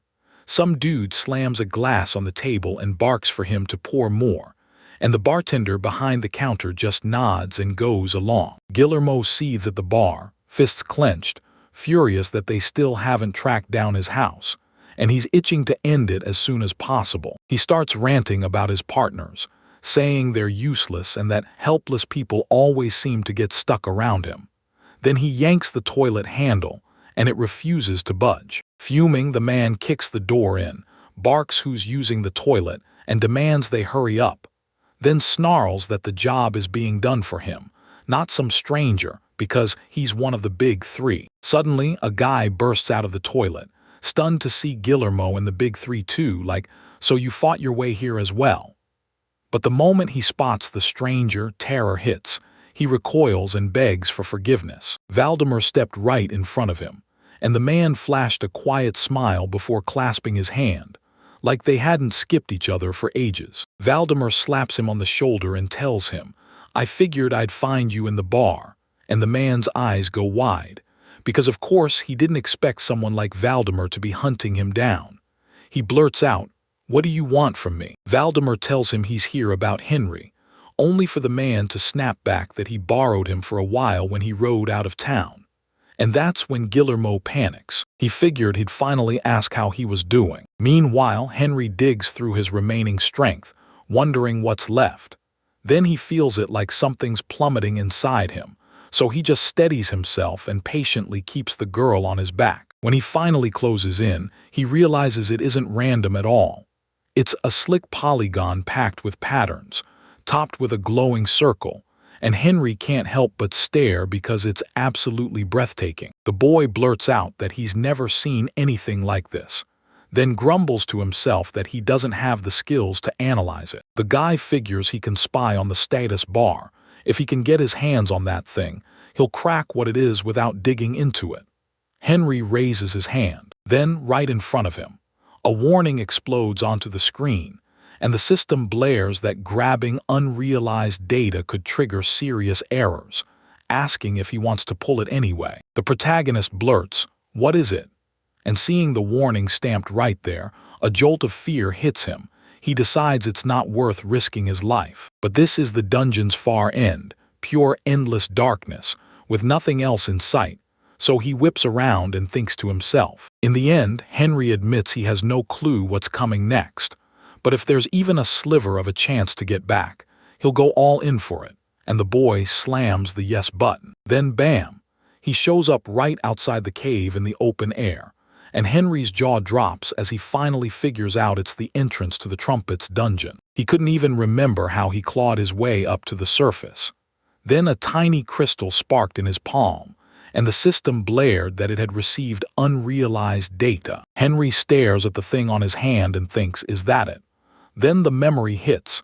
His system had been screaming about serious errors. He pats down his whole body for bruises and scratches, then stares at his status screen and reads every detail like it matters. After that, he rummages through his entire inventory and counts every last item. He knows nothing's actually changed, and he's stunned that everything just ends so easily. The protagonist is bursting with joy that they finally made it out of the dungeon's other side. Somehow, they don't even know how, but one thing's certain. They escaped, and now it's already evening. He'll finally get a chance to hand his sister that medicine. So the boy rockets up and sprints ahead, and right away Waldemar hurries over to Skirmal and demands to know if Henry is okay. The man looks a bit crushed, but he still forces a hopeful answer. Valdemar can't help it. He beams with happiness and flashes a humble smile. He snaps back to the man and reminds him, word for word, what he promised right before he handed it over. The main character came back, and right after, Valdemar snapped that he'd bring him straight into the group, then wipe it out cleanly and make it look effortless. Valdemar rages that the guy threw him out, while Guillermo panics, screaming his excuses because he's terrified the main character won't survive even one day on his own. But the second man snaps back, shuts him down, and starts throwing insults, because he's so convinced that no words could ever cover just how stupid he is. Valdemar says it's simple. Just drag him into a dungeon packed with high-level mobs, and the guy swears it'll be as easy as pie. Guillermo insists he's pulled this off more than once, but right now his nerves are buzzing under the other guy's stare. Every time the boy evaded danger and came back alive, he kept proving his brilliance. Valdemar stared in awe and demanded, "Say it again." Right out of nowhere, his smile drops and he snaps upright like he's been yanked by fate, insisting they go somewhere else. So the other guy presses him. What happened? Night crashes down and the moon slips into the sky. Two men stride along the edge of a forest, and Guillermo turns to Valdemar like, "So what do you want from me?" Suddenly, the man yanks out his massive sword and aims it at his opponent. Valdemar snaps that he's useless now and can't kill Henry anymore. The man panics and begs him to wait, but he snaps that he's done playing polite. He'll end it himself with his own hands. Valdemar fires back, asking if he even knows why dodging is considered a failing skill. The man blurts out that it's hard to make it work. To land the dodge, you've got to trigger it the exact instant the enemy strikes. One tiny hesitation and it won't work at all. And yeah, it usually works less than 10% of the time. So he can't stop asking. Who would gamble their life like that, knowing the risk of a fatal injury is sky high? He remembers how the protagonist kept pulling off dodge again and again. And he swears there's nothing in the world that matches it if you can actually use it. The moment the other guy hints at it, the man gets the whole point right away. Henry already knows exactly how to use it. Valdemar says that if Guillermo goes toe-to-toe with the main character, he won't stand a chance. Out of nowhere, the man erupts into hysterical laughter at his own remark, claiming Henry and Waldemar are laughing at him. Like that's exactly what they decided to do. He grabs the opponent's sword with his bare hands and snaps the blade in a single, brutal moment. Valdemar reacts with quiet restraint, and the man grits out that, just like before, he absolutely can't stand it when people laugh at him. He'll go after anyone who dares to laugh at him. No excuses, no mercy, and he'll pay any price. Rage erupts as the man bellows that if he keeps this attitude, he'll never be the exception. Yet Valdemar just smirks, then looks him up and down with pure, condescending contempt. Guillermo erupts in a scream. How can a boy with just 10 attack power be the strongest? He can't even land a scratch. And in Guillermo's mind, this helpless kid's only ending is death and pure despair. Almost nobody in the Garibos can last a minute against Valdemar in that arena, but Guillermo sure can. And Valdemar's left wondering if he should hand this fight to him instead, while the other guy just keeps laughing. Valdemar shoots a quiet glance at Bassin and whispers that Henry is still alive. Then the man's eyes brighten as he can't help but wonder what fate has in store, smiling like he already knows it's about to get wild. The story darts over to the house, then morning crashes in. Oriya is already awake, standing at the window, soaking up the light pouring through. Her butler strides into her room and sheer relief lights up his face, because she's finally awake, and that girl instantly thinks, "Someone saved me." He answers her with a hard yes, tells her the weapon shop owner delivered her to the guild, and says that before that, some other adventurer had hauled her on his back. A rosy blush blooms across her cheeks, and the second she clicks who he is, she realizes the man who saved her is Henry. The scene kicks over to a weapons shop, and its owner strides in, eyes widening when he sees Oriya, dressed so beautifully it practically steals the air. The girl tells him he'll be properly rewarded a little later, then says she wants to thank him in person first, only for the man to brush it off, shake his head, and burst into laughter. Suddenly, Oriya's cheeks flare again as she asks, "Has Anari passed by?" And she can't help but want to thank him too. The man mulls it over for a beat, then snaps back at her with a hard, sudden no. He snaps that he's got no time for this right now, but the girl doesn't get it. So she presses him again, demanding he explain. Now the main character is going toe-to-toe with a colossal monster, and he unleashes the dodge skill like his life depends on it. He's back in the Trump dungeon, and right now he's trading blows with a raging crystal golem. You'll need level 62 to take down this monster. And then the protagonist stares down that massive beast with pure grit, vowing he'll get stronger no matter what it takes. Once the monster starts piling up energy, the protagonist realizes he's got maybe 2 seconds, at most, to react. In those 2 seconds, he has to scramble back, and he nails it clean and fast so he doesn't even have to dodge. His sheer agility carries him. He can even take down a crystal golem without breaking a sweat. Even with his clumsy hands, he still throws a whole storm of ranged attacks. Yet the main character slips every single projectile, and the second you back off, he blasts his shots in the same direction like he's locked on. He knows that if he pushes closer, he's just going to launch his attack on her again. This guy is itching for another fight, and the whole point is simple. Don't quit, Don't collapse into despair. The golem blasts a rock wave, and the ground around it erupts into towering crystal spikes. Henry spots it crawling across the floor, and in seconds she's basically making the adventurers lose their minds, like she's driving them right up the walls. If the main character can just slide under the golem's feet, he's safe. Honorary even dares to picture himself planted by them, and when the attack comes, if you yank his leg in time, he takes 0 damage. The golem will thrash to shrug it off, and then the protagonist will slip into dodge and unleash his attack. This is the exact trick for slipping through that wall in the crystal golem's room. Then the protagonist drops in and lands perfectly on his feet. Suddenly, he spots a tiny chest sitting on a little altar ahead, framed by glowing lights. Its surface gleams as thin flames flicker around it in hushed, wavering bursts.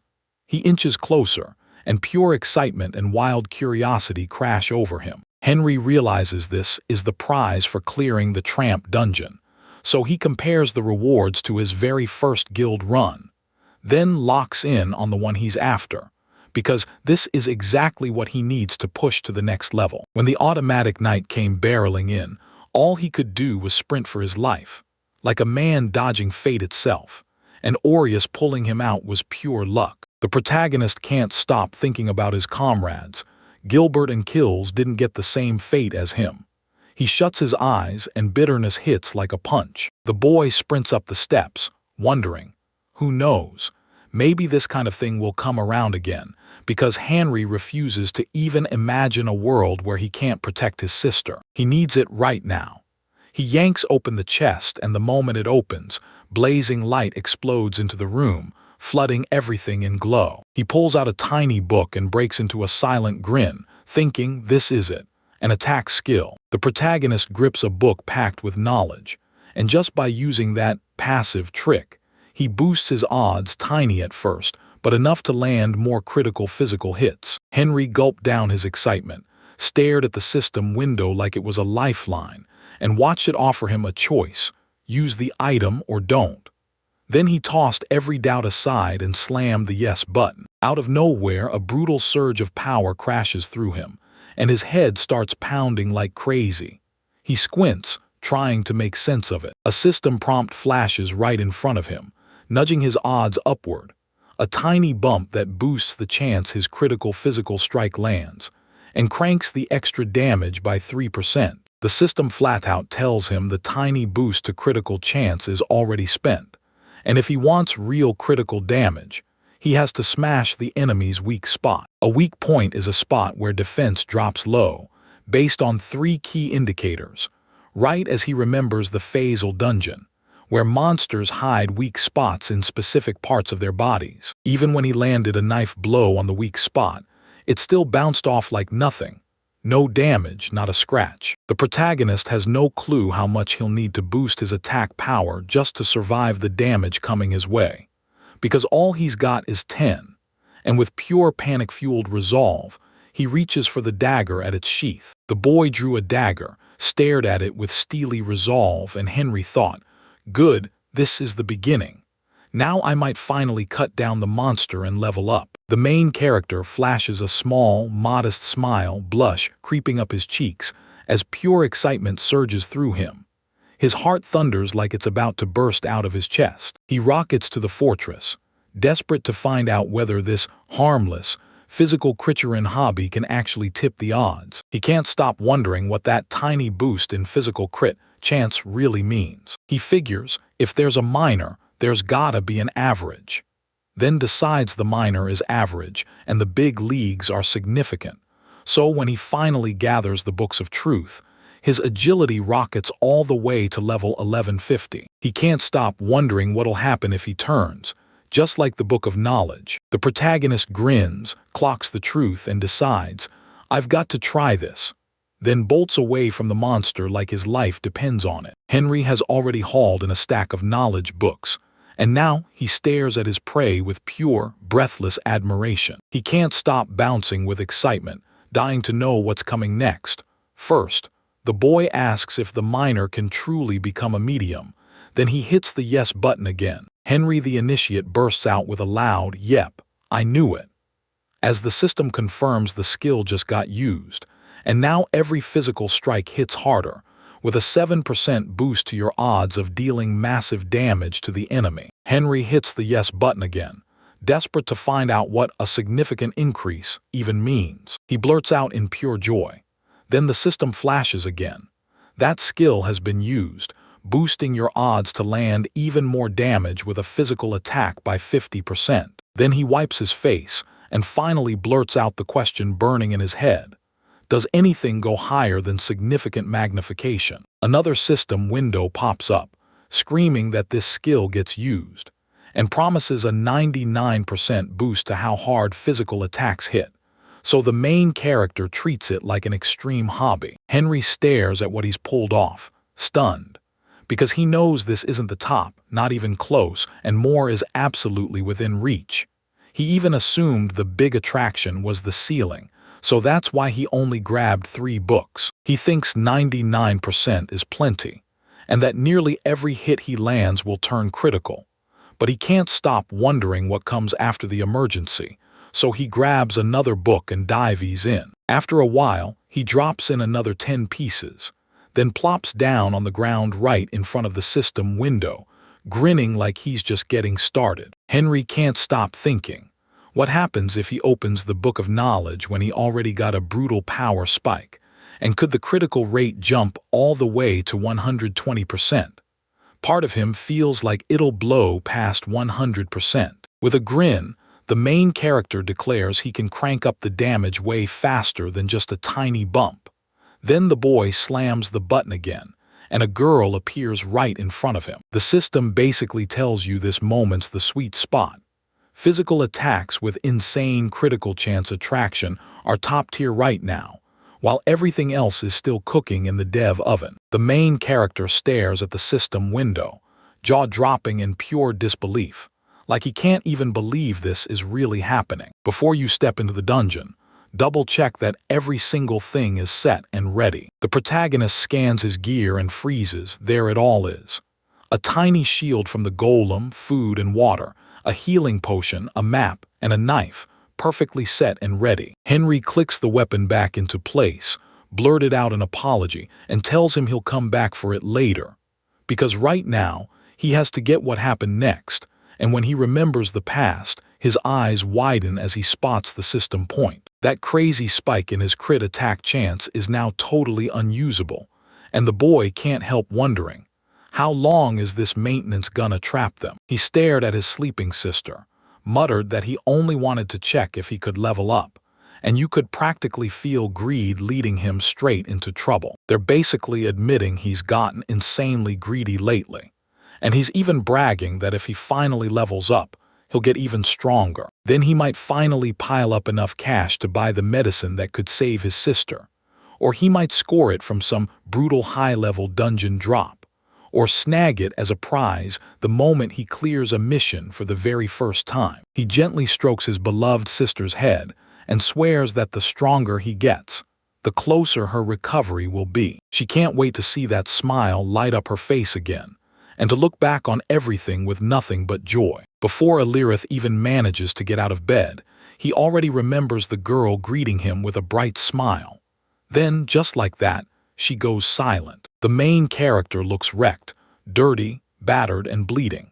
Henry drops the medicine on the nightstand, then collapses into bed right away because exhaustion hits him like a truck. His sister called out good night and stared at his back like she couldn't shake the worry from her eyes just a year ago. And they were desperate to die on yet another dungeon run, with nowhere to go. Then Valdemar shoved him toward that idiot Guillermo and promised, "Become an adventurer, and you'll finally earn money for your sister's treatment." But the whole group turned around and treated him like dirt. He knew he was doing all of it for his sister, and the only thing he felt grateful for was the money he could scrape together. He understood the whole truth, but fighting through it by himself was brutal. The next morning, the main character heads to his younger sister, and she wastes no time calling her little brother, demanding he wake up. Henry begged her to let him sleep, just on his day off, but the girl snapped that she wouldn't hear of it, and Henry just kept insisting he didn't want to get up. Alarith says she'll handle it solo and strides out of the house with iron resolve. Then the protagonist just tells her to have luck, and she snaps back that yes, she's truly going alone. She snaps that he just didn't get her, then decides to take a walk alone, while the main character lies in bed for a bit until his nerves yank him upright like a jolt. And yeah, his little sister has had health problems since she was born. They had one rule. If she stepped out anywhere, she had to be with someone. And the girl in the hat stared at the landscape with pure, jaw-dropped admiration, right in front of the main character, and his sister stretches a stunning, endless ocean, and Alarith can't stop smiling like she's in heaven. The girl is bursting with joy because she finally got to the sea and had the time of her life. But the main character clocks how weird it is. His sister usually lives for books, so he watches her dip her hands in the water and she blurts out that it's freezing. Henry lets out a tired sigh and thinks, if she really wanted to come here herself, then why not? His sister yells at him to hurry, screaming that the water feels amazing. And the main character just shrugs, because if he got dragged here, he might as well make it fun. Sister and brother are laughing their heads off by the sea, splashing each other nonstop. Then the main character darts in with pure agility and lands a fish, his stats roaring at 150 points. Henry launches himself off that massive cliff beside Alarith, and a wall of spray crashes over her. Then both of them grin, finally feeling happy and at peace. A bright-eyed girl grins and tells her brother, "I haven't seen you smile in forever," and the boy just stares, baffled, like he has no clue what she means. Alarith suddenly breaks down in happy tears, blurting out that she's over the moon. The girl lunges onto her older brother's chest and sobs her heart out, and Henry is stunned to the core. She shrieks that if he's struggling there, then he should quit playing adventurer, and she doesn't want any meds either. If she could just catch a glimpse of his smile, everything would feel better. Yet the boy drops his gaze at her with heartbreak in his eyes. Henry finally gets it. Asterisk, that's why she dragged him out to sea. She just nods like the answer's obvious. And the boy, quietly in his own head, calls her a wonderful child before snapping back to himself. He tilts his head up and the glare from the sun hits him like a punch, so bright it almost blinds him. Then he roars, "I've got to try again," and pushes himself to jump right back in. From the top of the cliff, her brother roars that her sister's kindness has spoiled him just as badly. Henry launched himself off the cliff straight at his sister, screaming that she never has to worry again, and that she can lean on him always. He slams the spray onto her again, and yells that he'll do anything, anything at all, to keep her smiling. Alarith bursts into loud laughter, so hard the tears roll down, and when it finally settles, they're still together. The main character gently strokes the girl's head, and as her smile lights up his world, he whispers to himself that he could move mountains. The boy flashes a sweet smile at his sister and promises her, "I'll try for you." The protagonist tells Alarith goodbye, knowing she won't answer him. Then today, he storms back into the dungeon again. Moments later, the front door the boy burst through gets obliterated, smashed into splinters with a thunderous crash. Guillermo slams his hand into their front door, smashes it wide open, then yells at Elridie with a chilling grin, asking her, right there, to come play with them for a while. Guillermo claims he tracked him down with his skill, says Henry isn't home, then turns to his guy and praises him like crazy. "You nailed it." All the other comrades go stone cold silent.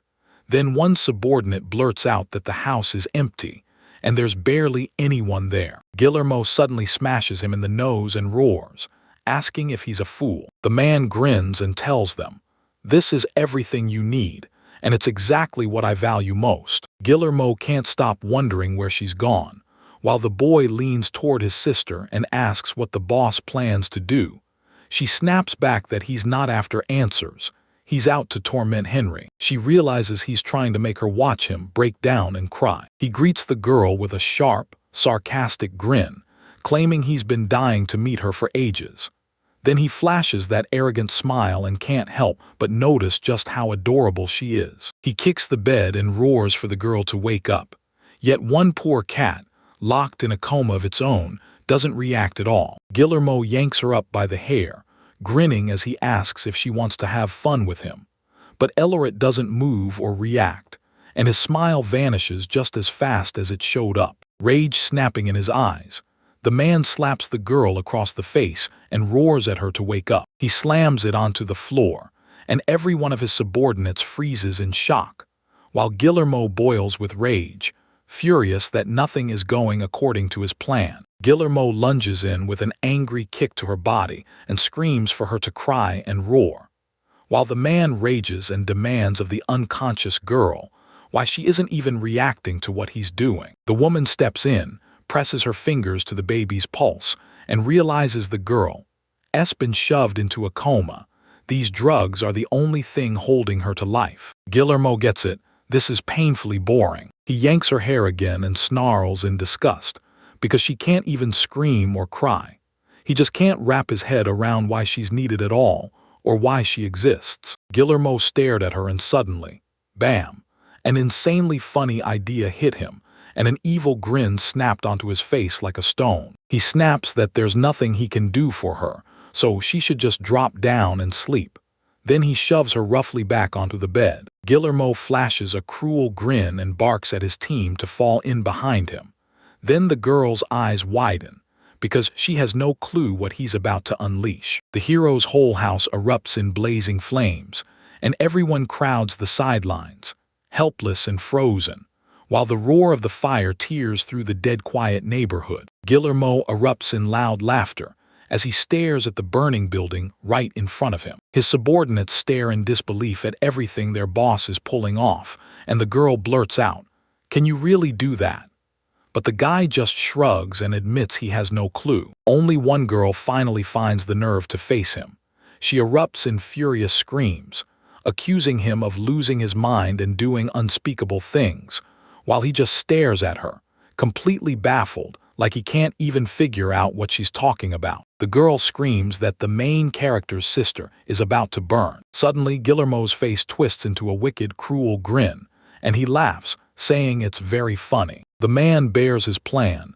He's going to rip Henry of everything, his house, his cash, even his family, just to watch him break and suffer. Suddenly, from the side, a bag of money and medicine crashes to the ground with a loud thud. Guillermo snapped around to greet the boy, and the man shot back, "Sorry, I'm a bit late," before his whole team lined up right in front of a blazing house. He stared at his blazing home and gawked at his enemies, stunned out of his mind. The main character's house is engulfed in flames.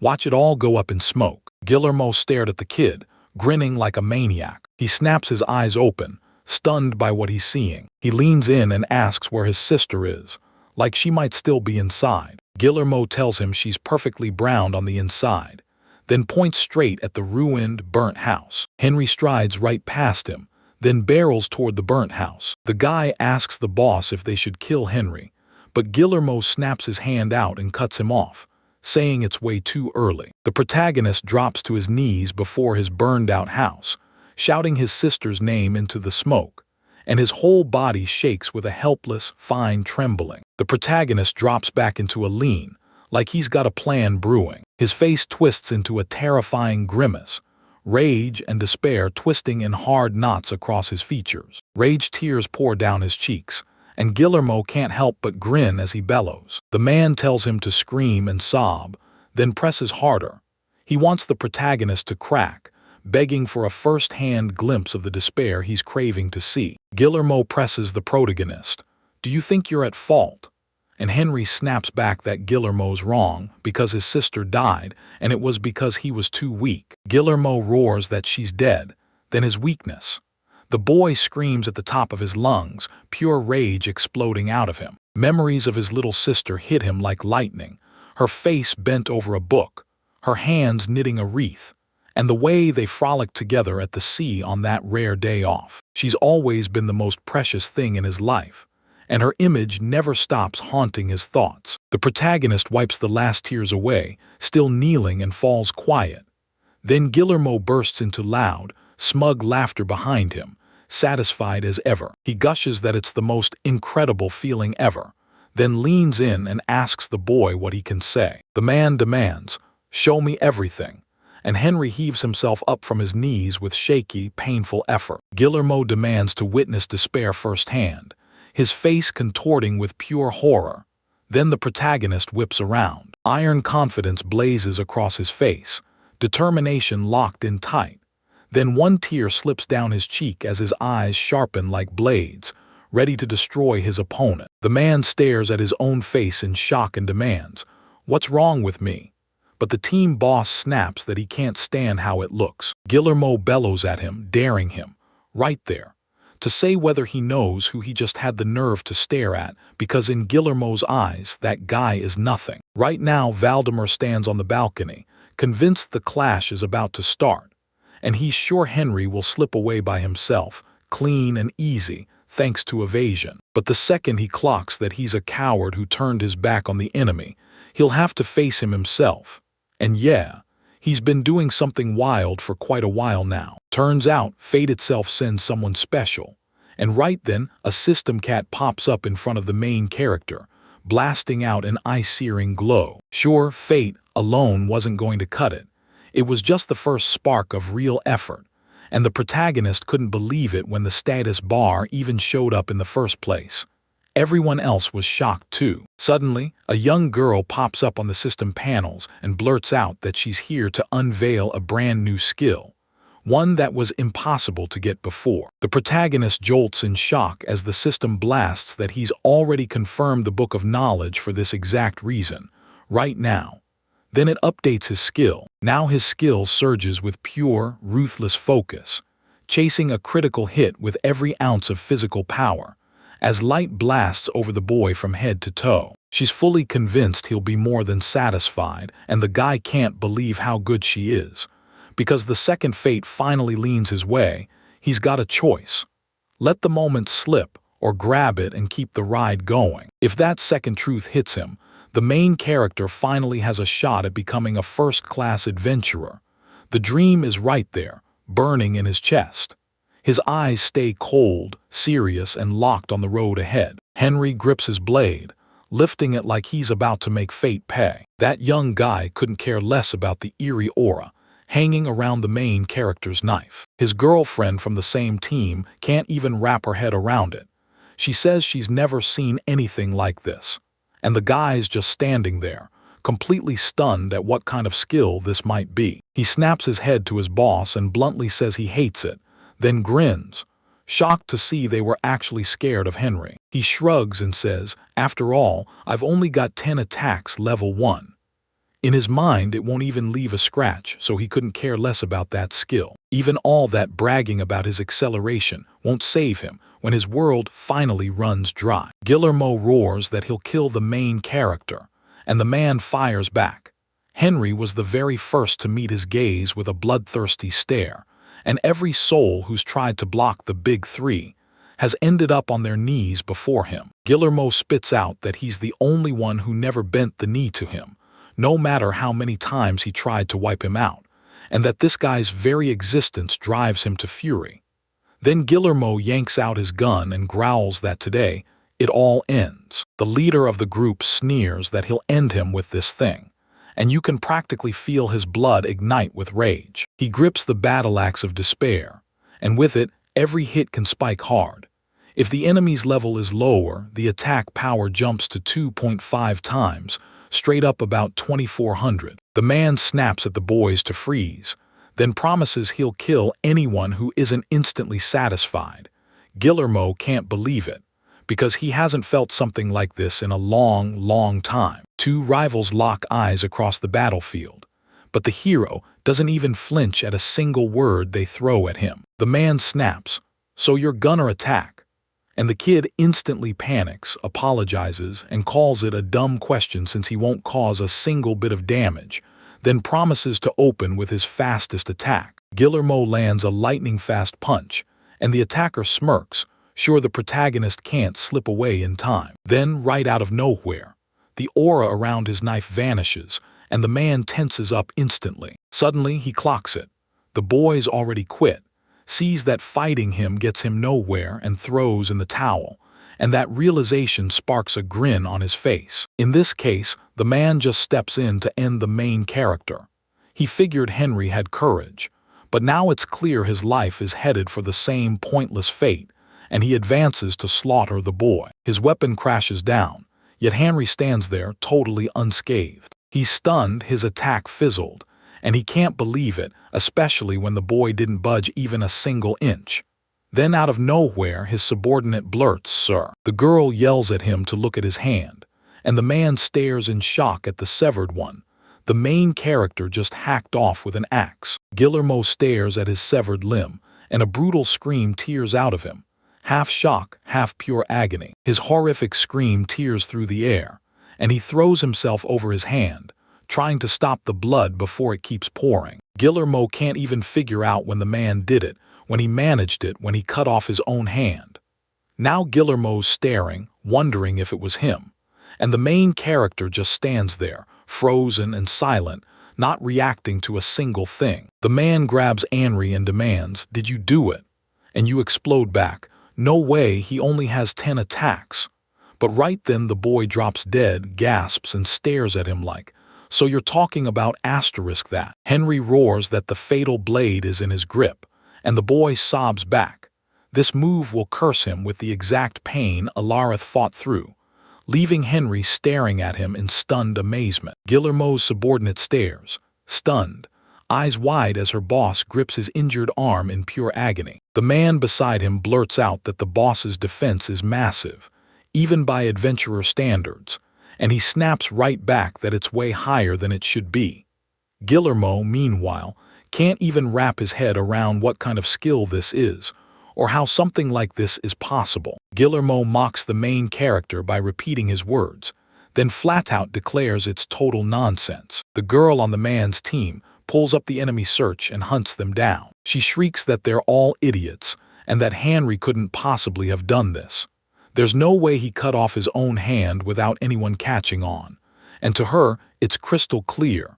His friend is lurking somewhere right here, hiding in plain sight. But her friend slams the brakes and tells her it was Henry, because he's got the best agility in the group, and he saw every single thing. Right as the attack was about to ignite, Henry yanked himself free, severed his own hand, and tore back into action. The girl stares in shock like, "That's it." And the guy smirks, saying he pulled it off in an instant. His dexterity is way beyond hers. None of them can stop his onslaught. Guillermo yells that this is exactly what he wanted from the very start. Suddenly, the men watch as his body fights back, slowly waking up and blazing with eerie light. Yet the boy doesn't budge at all, while Guillermo realizes his assistant has finally kicked in and is giving him that quick, life-saving boost. The girl yells that it won't last long, but it'll finally stop the bleeding. Then the man stares at her in shocked disbelief. Just like that, his shocked face twists into pure, terrifying rage, and he surges forward, slamming the girl in the face with everything he's got. Her brother shows up right away, jumps in and helps her, then turns to the boss and demands, "Why are you doing this?" The boss fires back that he already told his subordinates not to step in. Guillermo shrieks that she thought he was slipping. Then he slams his foot down again, pinning her to the wall and raining down crushing hits. He fires the question at her, "Who does she think he is?" The boy doesn't even blink, just stares on like it's nothing. Meanwhile, Guillermo's other subordinates swarm in, crowding around her and scrambling to help in any way they can. The boss himself leans in and declares, "I'm not losing to the main character." The man says, "Now I'll finally get what the difference really means." The gap between adventurer ranks is massive. When he unleashes a dreadnought, the ground beneath him buckles and crumbles from sheer force, and this skill rockets his defense to a whole new level. Now we're slammed with 4.503. He hits hard, but this defense holds, and then he's already calling the main character to unload 10 attacks straight from his mind. He doesn't care if he surges in a heartbeat. Once his fist connects, he'll get his opening to cut him down, because the report is already blazing to life. Suddenly, despite everything, the boy lunges in and hacks off his opponent's left hand. He's completely helpless. Then the axe swings down with his other hand, and he stares at his former subordinate in pure, bone-chilling horror. The man roars in pain and fury, slamming his defenses up like a shield, still clueless how it all went wrong. Guillermo can't shake the feeling it won't be enough. Right then, the protagonist cracks open the jar and gulps down whatever's inside. Guillermo finally realizes his fatal blade technique just doesn't work for him anymore. The boy snaps that everything he plans is pointless, because this power can bulldoze right through the enemy's defense, and he's not going to forgive the man for what he did to him. The man whips around to his subordinates, snarling, "Why did you stand up? And I need your help right now," as he targets the very boy he once humiliated. His assistants are totally lost, staring like, "What do we do?" while the man roars at them to hurry up and kill the boy. All his teammates are terrified of the main character. Every single one of them freezes and snaps their eyes toward Henry, because the way he's standing makes him look downright terrifying. They realize the boy can turn any armor into paper no matter where you strike, and the hit itself is impossible to even notice. And all three of them instantly get it. That's just suicide dressed up as a move. The man yells at them to listen, then pounds the plea for help again and again.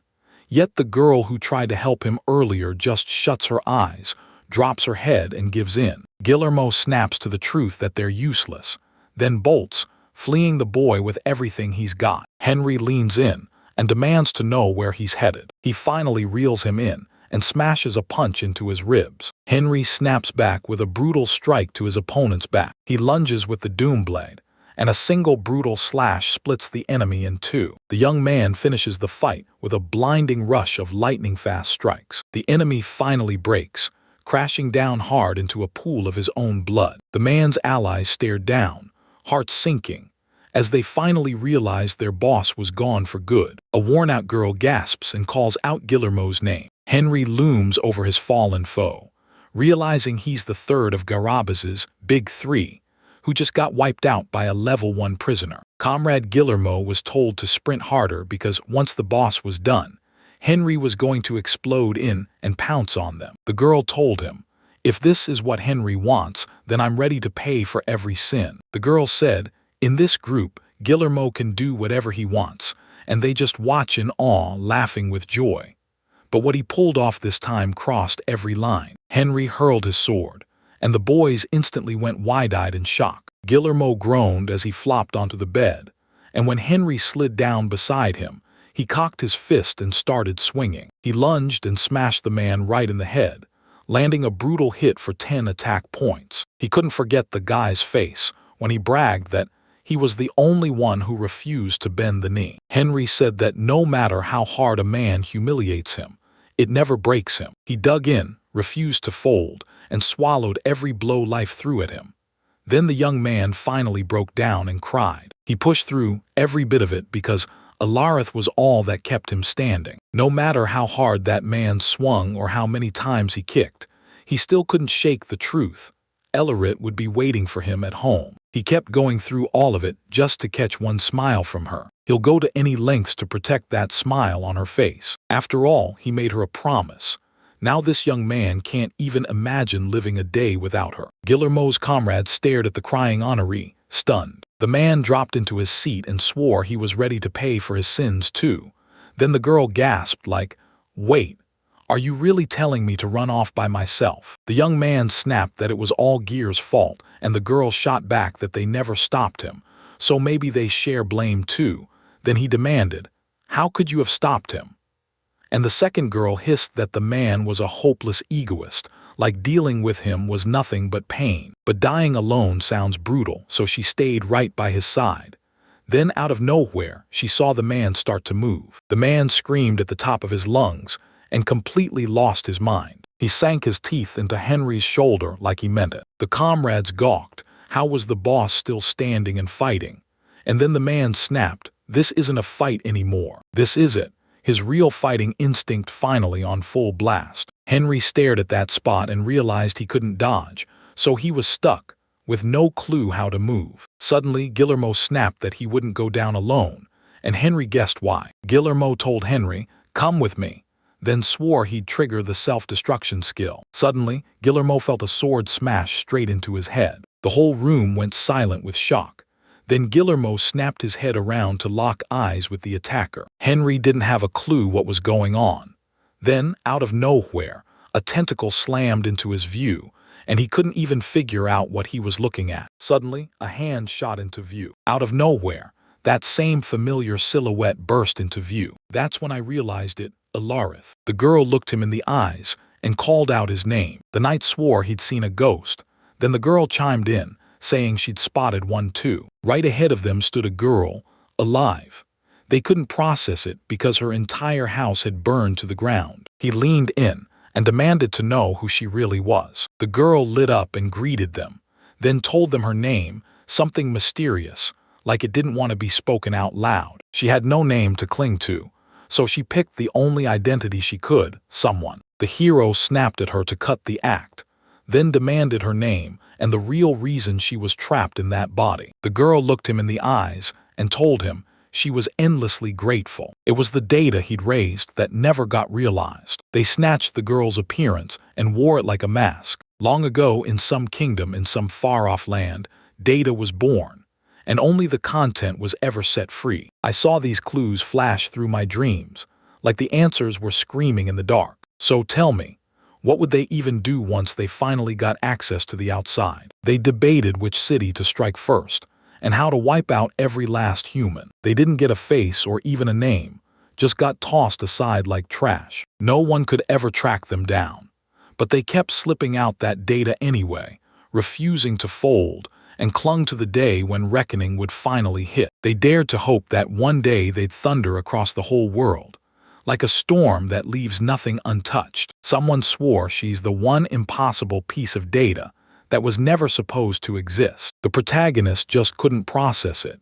Everything he'd gathered on the other side was now trapped inside his sister's body. He insisted it was his sister and begged him to hand her body back. The girl snapped no. She said it was brutally hard. Dealing with that body nearly broke her. Now it was hers, and the hero practically demanded she hand it back. He demanded to know what she planned to do with his sister's body. She snarled that she was cursed to spill misfortune on the entire human race, like her existence was built to bring ruin. The boy stared in disbelief as his sister turned into a monster right before his eyes. A monster shows up out of nowhere, something you'd never even believe could be taken down by one crew.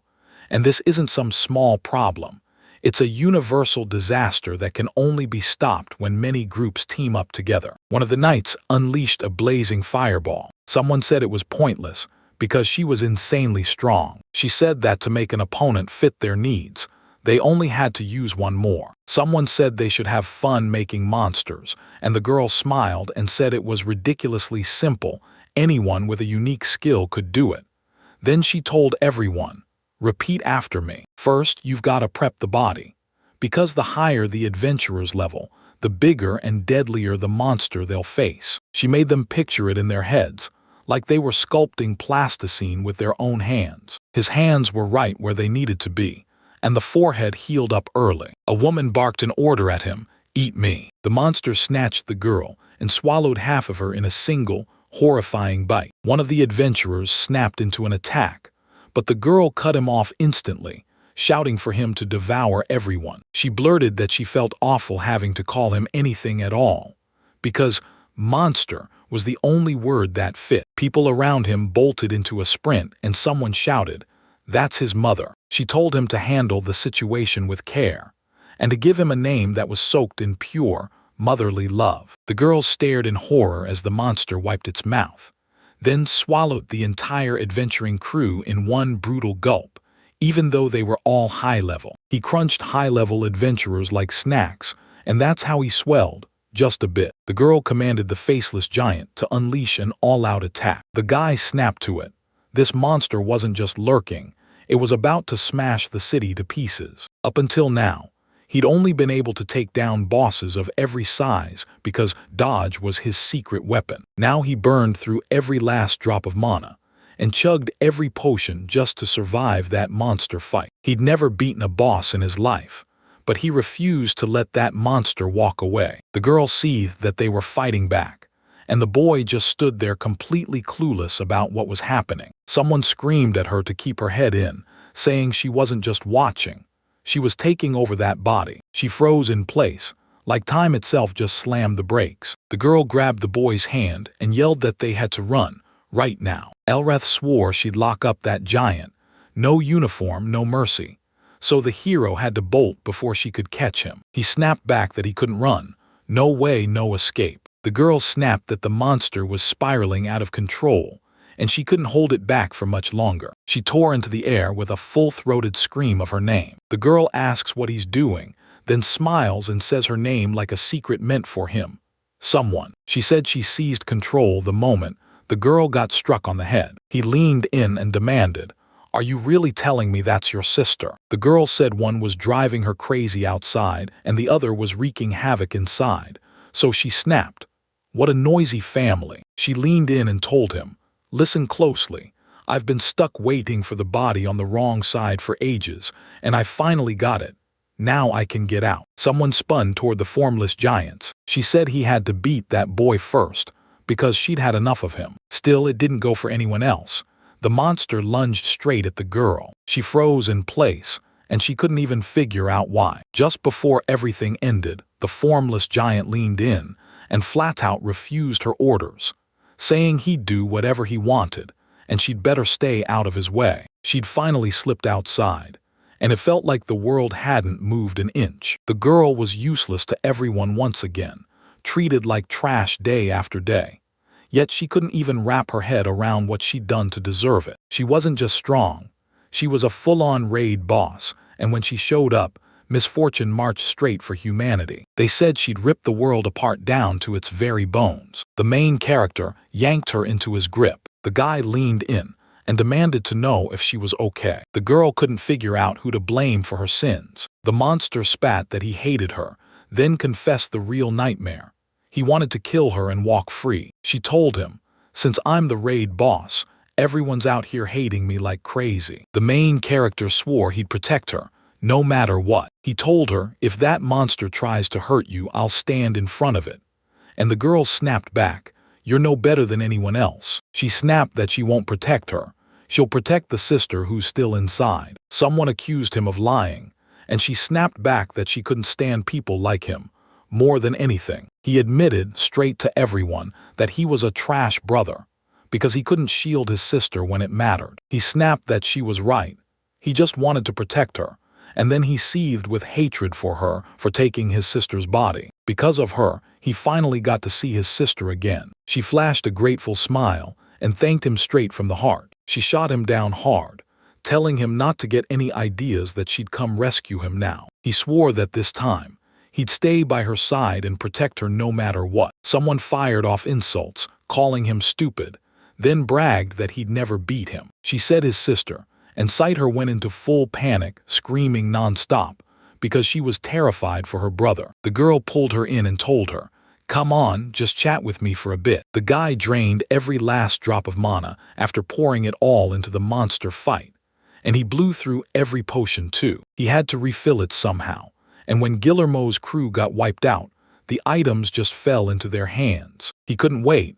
He wanted to test raising the mana potion first. Only his monster right hand swelled to monstrous size, and with that single, brutal limb, he unleashed his deadliest strike. If he stays sharp, his agility can carry him without fear.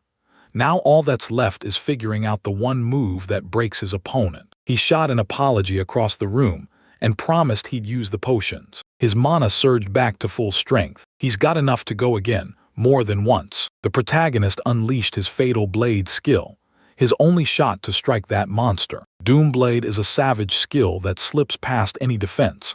Activate it by landing a single hit on your enemy. Mana ramps up or down, depending on how tough the enemy's defenses are. His max mana sits at 90, so during the fight, he chugged a potion 4 times to refill it completely. But if he can't finish him before that last dose runs out, death is waiting. The hero figures that if he tries to punch through his defense with his deadly blade using a short dagger, he'll barely scratch him at all. He had to slit the giant down with a dagger. On top of everything, he had only a tiny sliver of mana, pure insanity.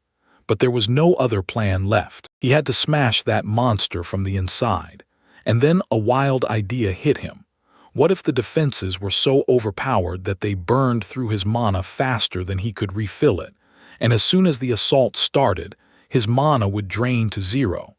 Then he'd be trapped inside with no way back out. He kept unleashing the fatal blade skill again and again, striking after strike. The hero kept on swinging it, refusing to let up. Every time he cast, 30 magic power got burned away. So the monster's defense was sitting at roughly 3,000, and now he had to hunt down its weak points. The hero already chugged every potion he had, and now there's no turning back. This is where it all gets decided. If he can't bring that monster down right now, the chance will be gone forever. The monster shot its hand out of the ground and latched onto his leg with terrifying ease. Defeating him isn't some walk in the park for the main character. It's going to take everything he's got. He was itching to fire off the dodge skill. His hands shattered into bone dust, and his left foot went numb with nowhere to stand. So he chugged the potion fast.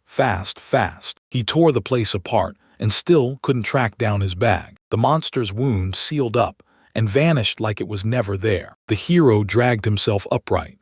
He'd only got 25 magic powers left, and for now, he could only survive by dodging. The girl sliced it clean in half, and he just couldn't wrap his head around what he was seeing. She told me she'd been watching everything from the inside, and her brother's fate was tearing her up with worry. He swallowed his pride and apologized to her for forcing her to sit through all of this. The girl snapped, "Stop fighting alone," and tore the focus right out of him. His wounds sealed shut like they never happened, and his full strength roared back into his body. His sister couldn't pull off something like that.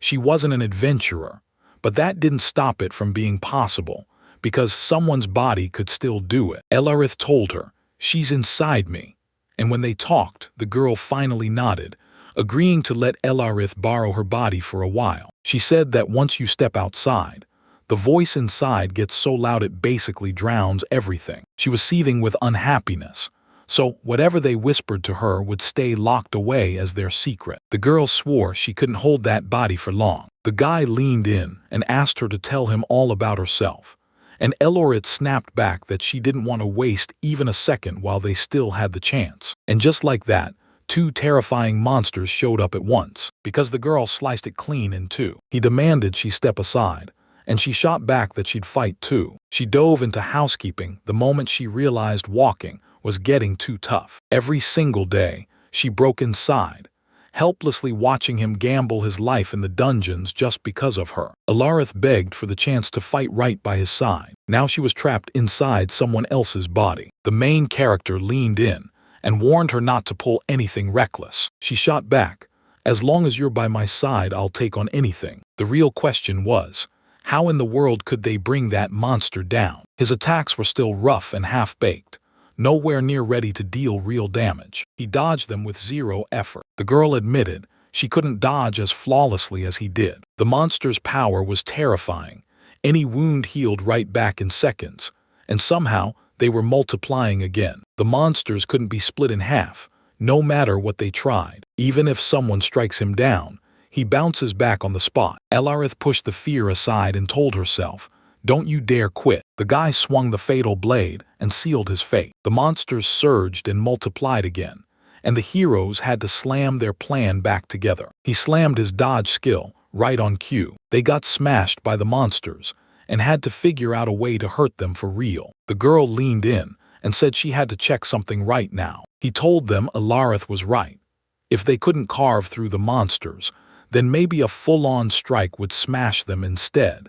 And he didn't even get a chance to test any other way of fighting. They bolted straight into the blazing house, and yeah, those flames might scorch them too. The main character had no clue how to beat enemies that couldn't be hurt. The boy's eyes snapped to a hand that shot out and grabbed the girl. Even the very tip of a severed hand got restored back, but it was tiny, and that guy sliced it with a fatal blade. The main character declared that he finally cracked the secret to defeating the monster. He leaned in and told her, "Listen up, carefully," then said he'd keep him busy while she used every chance to tell him everything she could. He couldn't pull it off with his knife, so he bet everything on her, because the girl promised that if she did it, more of them would come. He leaned in and told her, "Don't worry, trust me." He leaned in and told her, "You've got this." The hero trusted her so fiercely that he even volunteered to be the bait, because he knew she'd handle it. That girl herself was itching to throw down with him. The more she swung that blade,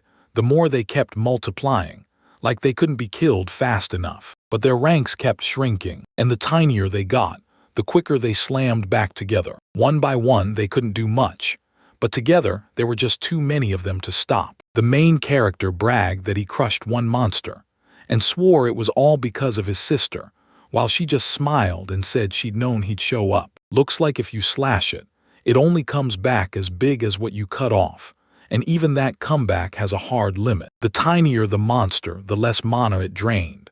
So when he severed the tentacle that was hauling his sister away, he only burned 7, and when he smashed the baby, it cost him just 1. The angel's embrace didn't just heal him. It fully slammed his strength and mana back into place. Now that they finally figured out how to handle them, they couldn't wait, get it done fast, then spend the rest of their time together. They swore that once they're together, nothing can stop them. Total invincibility. Elarith said they had to cut down that monster before it could wreck everything, because if it slipped through, the city was done. The hero figured he'd never see his sister again and that he'd rot in despair forever. Then there she was, right beside him. He nodded and admitted she was right, then urged them to end the nightmare together, right there, as one. Now it was finally over, and man, that had been one brutal, endless day. Suddenly, a status bar slammed onto the screen. The main character's level just shot up to 2.2. His sister said it was amazing, and that's when he finally leveled up for the very first time. Up to this point, he'd gotten 0 experience because he couldn't land a single hit, and experience only comes from damage dealt. So the more damage you rack up, the more you level. And if you're the one who finishes the monster, the boost is huge. Now he's ripped free of being a level 1 prisoner. He finally made it. His level shot up again, because he just wiped out a monster that was way above his league. The bigger the gap between the adventurer and the monster, the more EXP he earns when he guts it. And that level 1 rookie just wiped out a monster spawned by the raid boss. He leveled up again, just like that. Level after level shot up, and he couldn't even blink. His attacks surged right along with it. He'd built this obsession that his power never cracked past 10, and every time that attack number climbed, it hit him like pure joy, because that was his proof he was getting stronger, level after level. She told him, "Don't hold back. Just because I'm here doesn't mean you can't go all out." After he'd pulled off the impossible and saved the city, and saved her too, his joy had to burst out. The hero couldn't wrap his head around it. What did he do to deserve a sister that beautiful? He couldn't wrap his head around it.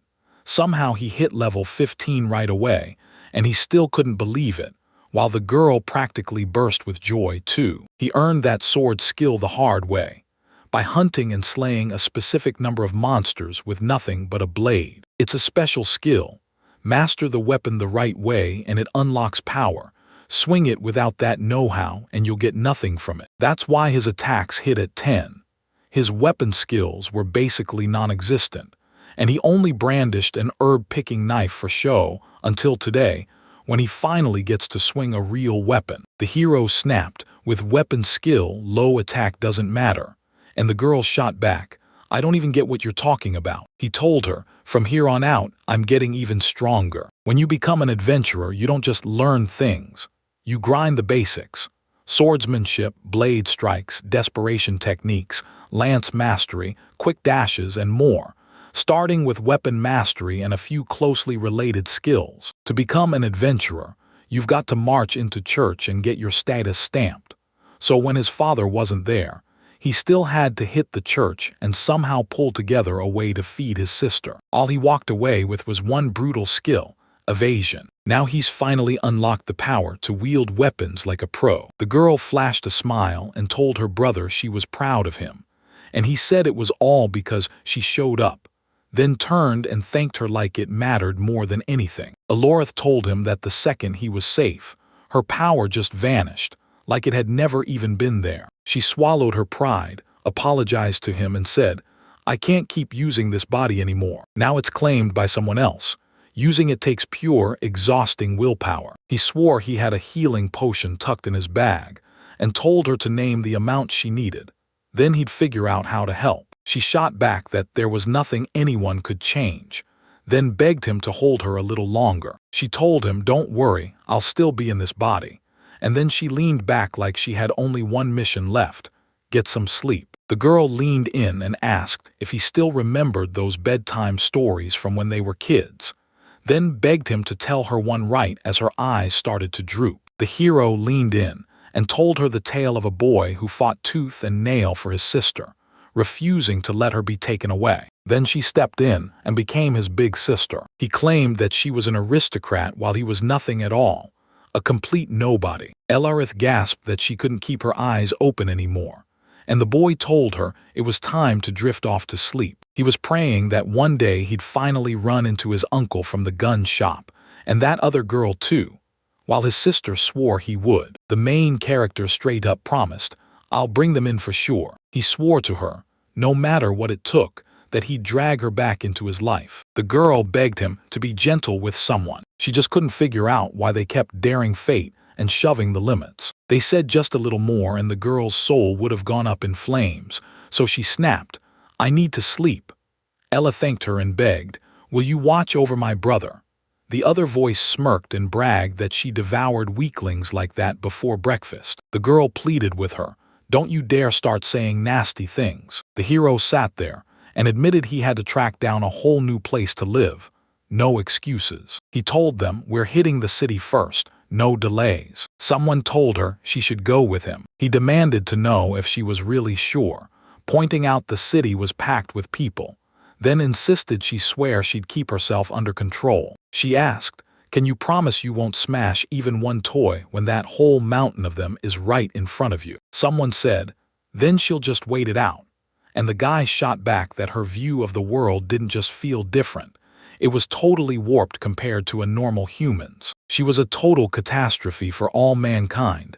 Every breath she took was built for one mission: wiping people out. He's convinced his sister said something to her, so that's why she's acting unnervingly calm. He couldn't help but wonder, could they actually get along, or was it about to blow up in their faces? She said she was sick of her clothes, and the guy snapped back that they had zero money for anything new, so the girl shrugged and said she didn't care, because all that mattered to her was that they felt stiff and awful anyway. She asked if she could undress once they hit the city, and the hero snapped back that that's exactly the one place you absolutely shouldn't. The boy couldn't shake the feeling that the girl had just spotted something up in the sky. He warned her like a warning flare.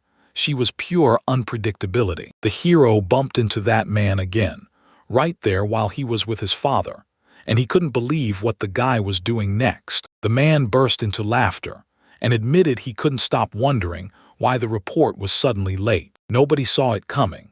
Beno's offspring turned out to be the one thing that could actually end Guillermo's life. The hero demanded, "What are you talking about?" But he had no clue what to do next. The guy pictured what would happen if the truth hit him, the kind of trouble that could follow once Guillermo was dead, and fear hit hard. He didn't want to end up in jail. The man pressed him, "Why are you so tense?"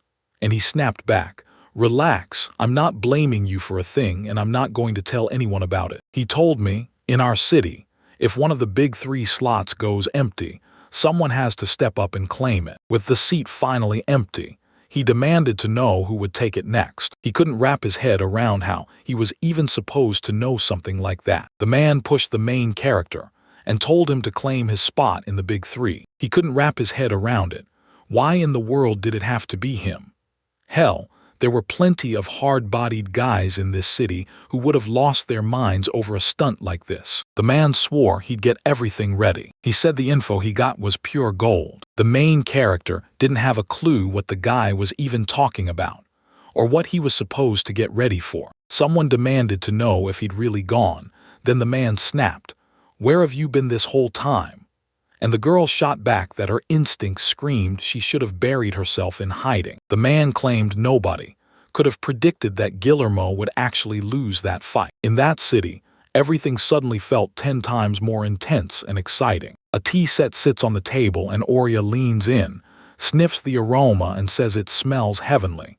Then she takes a sip, and a bright smile spreads because the taste is absolutely delicious. The blacksmith scowls, and it's clear he pays zero attention to those tiny details, so he straight up tells the sorceress. He slams his fist on the table and declares, "This is an armory."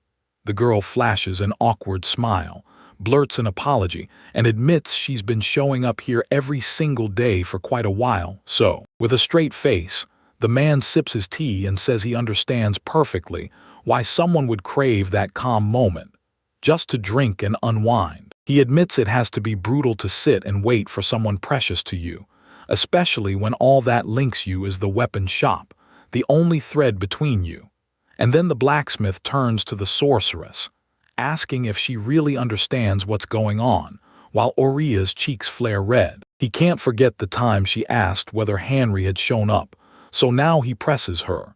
Did she really not get a chance to thank him for saving her? Oria confirms it, then realizes the moment's already slipped away. There's nothing left she can blame. The blacksmith lets out a sympathetic sigh and asks the girl straight up if she thinks it's already too late to fix anything. And it looks like all she has to do now is grab her courage and call Henry herself, and he'll back her up while she does it. The sorceress nods and says it's a perfect plan, thanking him. Then, bam, he suddenly remembers something crucial and starts digging through his pocket. He snaps the folded paper open and shoots the sorceress a question, and the message inside talks about a brand new dungeon.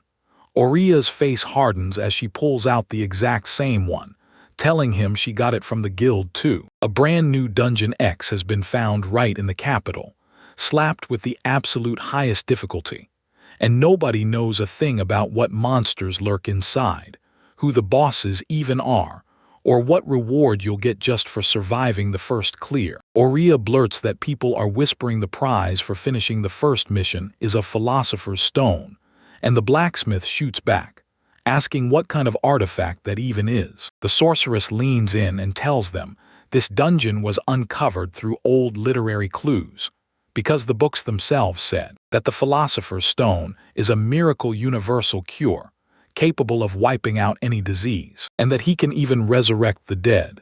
He hears that claim and it hits him hard, like the ultimate treasure, the kind of valuable power he just has to believe in. Oria shrugs that it's not shocking the philosopher's stone is trapped in an insanely brutal X-dungeon, because with her current skills, she's sure they won't even let her step inside. Right as their conversation ignites, a sudden apology cuts in. She hears that voice and instantly knows it. It's Henry. He's staggering forward, gripping the sword with both hands like he can barely keep hold of it, and Oria's freaking out, frozen by shock because she's been waiting on this meeting for days. That's why she hit the gun shop every single day, trying to rebuild her strength, play it cool, and finally thank the man who saved her. Oria smirks and tells him this meeting is one wild coincidence, because of course, what just happened had nothing to do with luck. Henry spots her instantly, calls her by name, but the moment he does, you can feel it.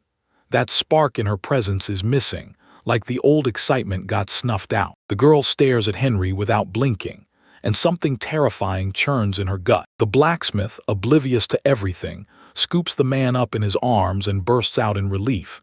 He really made it back. Henry never showed up yesterday, and that had the guy terrified. Now the girl watches him and can't shake the feeling that something's seriously wrong. It was like something in him flipped a switch. Oria goes deadly quiet, eyes locked on every move. Then the blacksmith leans in, asks if Henry brought the sword to sell, and when Henry gives a clear yes, he slips behind the counter. With courage burning in her chest, the sorceress yells for Henry. Then he casually spins around like nothing happened, ready to hear what she wants. The sorceress snaps, asking if anything happened to the boy. Henry goes quiet for a heartbeat, then insists nothing's wrong, like everything's normal. But Oria doesn't buy a word. Henry's eyes look totally blank, tears streaming down his face. Yet it's like he can't even feel it, because when the sorceress tries to ask what's behind the crying, he just stares in shock and asks again, like he has no idea what's happening. He stares at the tears pooling on his palm, stunned out of his mind, and blurts, "What just happened to me?" Oria rages harder, and Henry snaps his gaze away, slamming at the treacherous wetness in his eyes, then berates himself for slipping, because he'd sworn he'd stay acting like nothing happened. He's homeless, broke, and totally clueless about how to fix LRIT. And now here comes Waldemar out of nowhere, demanding that the guy step aside, like he's claiming the seat in the Big Three right now. Henry only met him once, when Waldemar shoved him into Guillermo's crew, and it ended in heartbreak. Now tell me, does Henry really want to pull that same guy into another disaster of an adventure? The blacksmith and the sorceress are freaking out. Henry's desperate to ask them for help right now, but there's no way I can cram every single thing that happened into their heads. That his sister rose up as a full-on raid boss. Henry faced off with Guillermo. So yeah, this guy just phases through walls with pure evasion, no limits, no questions. But if he tried to ask these people for advice, he'd have had to reveal things that are straight up impossible to say. Henry wipes the tears from his face and begs for forgiveness. He flashes a smile and tells them with a straight face that everything's totally fine. The kid blurts that he only wanted to sell the sword, and the blacksmith, nervous as heck, finally grudgingly nods along. But Arya won't fall for tricks. She grabs the moment, tells Henry to slow down and won't let it slide. She snaps at the guy to cut the games, because it's obvious he's not okay. But she also tells him, if he won't open up, she won't dig in. And still it was dumb to think you could act like nothing happened and somehow get away with it. The sorceress leans in and declares she has a job for Henry, because today, he's stepping out on a date with her. He turns red, stunned to the core, and gapes at the girl chewing him out like, wait, what just happened? The blacksmith leans in and declares, that's exactly right, well said. He strokes Henry's head and tells him, if you keep everything bottled up, nothing good is ever going to come out of it. And in moments like that, you've got to shake up the surroundings. Because he stays silent, torn up by conflicting emotions. Arya snatches his hand and yanks him toward her, telling him to come. Henry tries to fight back, but she refuses to let go, pulling him along anyway, and the blacksmith grins after them and gives a big thumbs up. She clutches his hand with a death grip, like letting go would shatter her world. Even with that confident smile, Arya is cringing inside, because in her mind, grabbing the guy's hand felt completely thoughtless. She meant to invite him in a smoother, more elegant way, but she doesn't spiral long. When ugly thoughts hit, the sorceress drags them straight to hell. And honestly, it doesn't matter. Henry's feeling awful right now. So today, she's gotta find a way to lift his spirits somehow. The weapon shop door slams open from the outside, and whoever's out there clocks the sorceress right in the forehead, like they've had enough of waiting for Henry to come back. Arya clutches his forehead, regains his senses, and scrambles to figure out who on earth could wield power like that. Then the girl, unimpressed, yanks the guy by the hand and hauls him outside.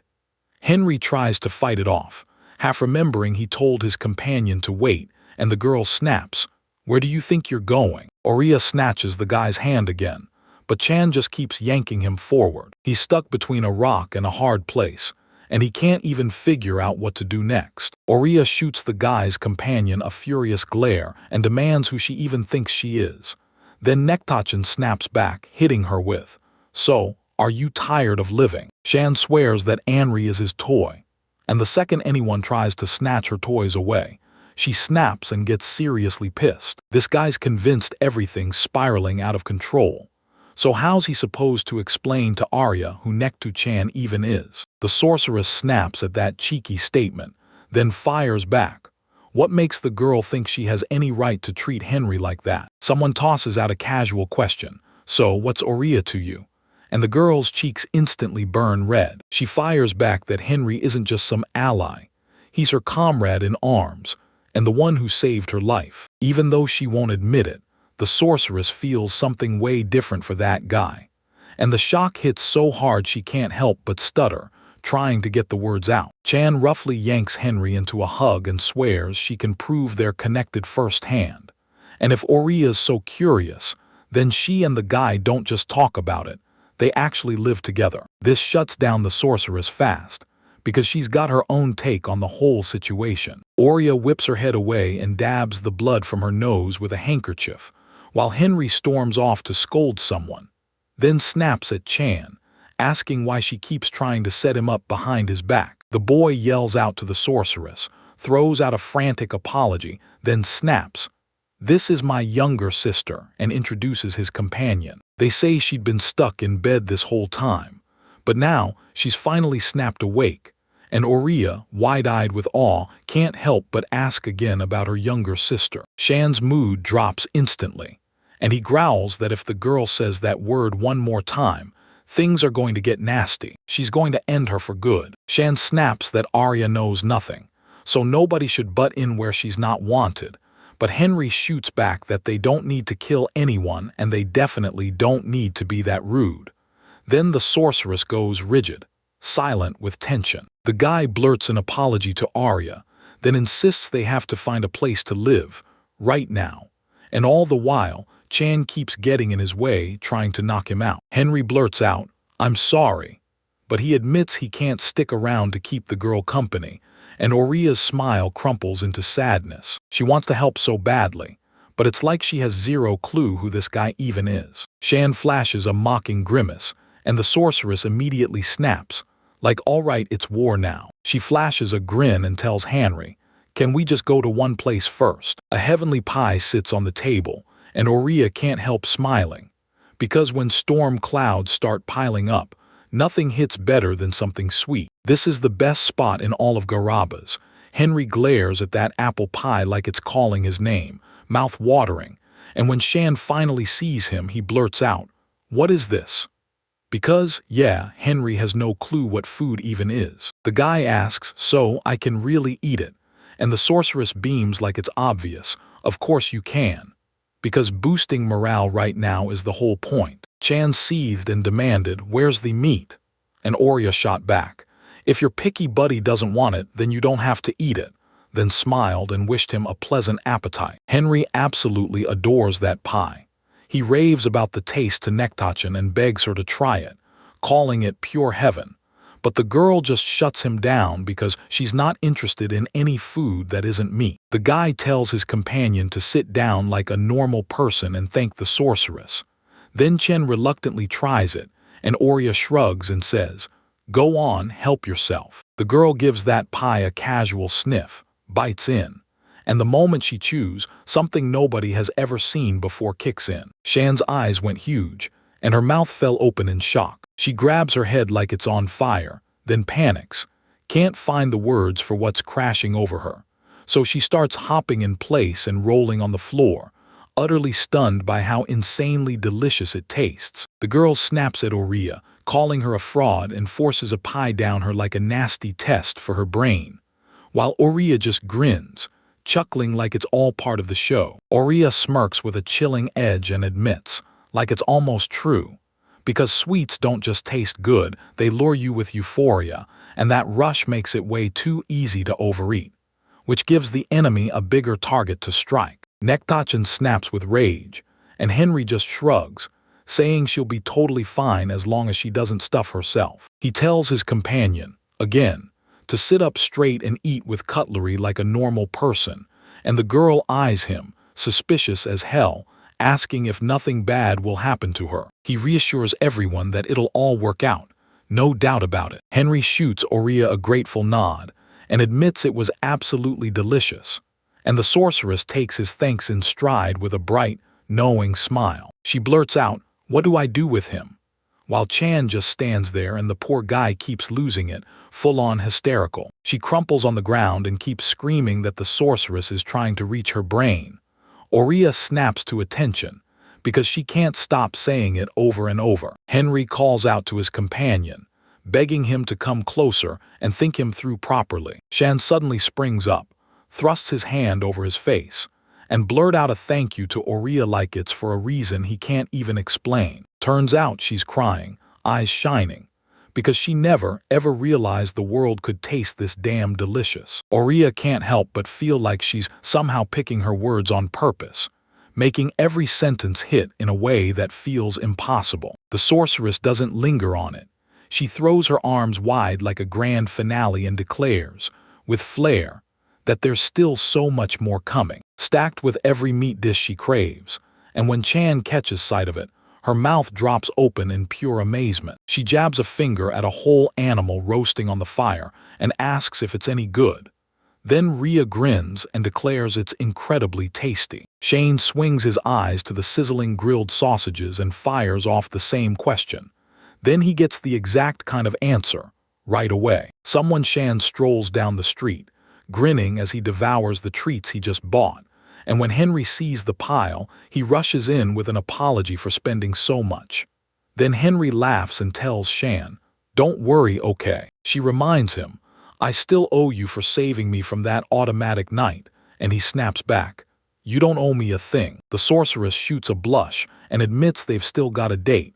Then she drags them out to grab a bite. Chan spots a shop, points at it, and grins at Arya. "Come on, this place has something tasty." Henry snaps, "That's it for today, and this is the last time." Arya's sorceress brain rolls its eyes, muttering that it honestly feels more like they're babysitting some kid. The guy blurts out, like he's defending himself, that there's nothing anyone can do for Nektachin. Then Rhea lets out a laugh. The girl bursts into laughter, calling their companion hilarious, while Henry just stays dead quiet. Chan storms up to the shopkeeper and demands 3 servings, but the guy instantly doubts the sorceress's claims. She looks adorable as she stomps her feet, impatient as ever. But one day, to save a lirith, Henry is going to get shoved into a truly inhuman choice. Chan watches, stunned, and sadly asks, "Is there any way to save someone whose body has been hijacked by another personality?" Arya gapes in amazement, asking again. Meanwhile, Shan grabs her food the moment it's handed to her, lifts it high like a battle flag, and stares at it so hard her whole world disappears into that fresh new feeling. Staring her down, the sorceress snaps into focus, reads the situation, and decides she won't waste time grilling that guy right now. Arya decides they should wait until he's ready, so she blurts out that she's never heard of anything like it. Henry nods right along, agreeing without hesitation. Suddenly, the sorceress jolts back to a memory. She shoves a paper into the boy's hands and demands he read it, because it reveals a brand new dungeon has been uncovered right in the capital. Henry reads every word like it's life or death, while Arya leans in and says she heard a rumor. Beat the game, and you might just win a philosopher's stone. And with that power, you can drag the dead back into the world.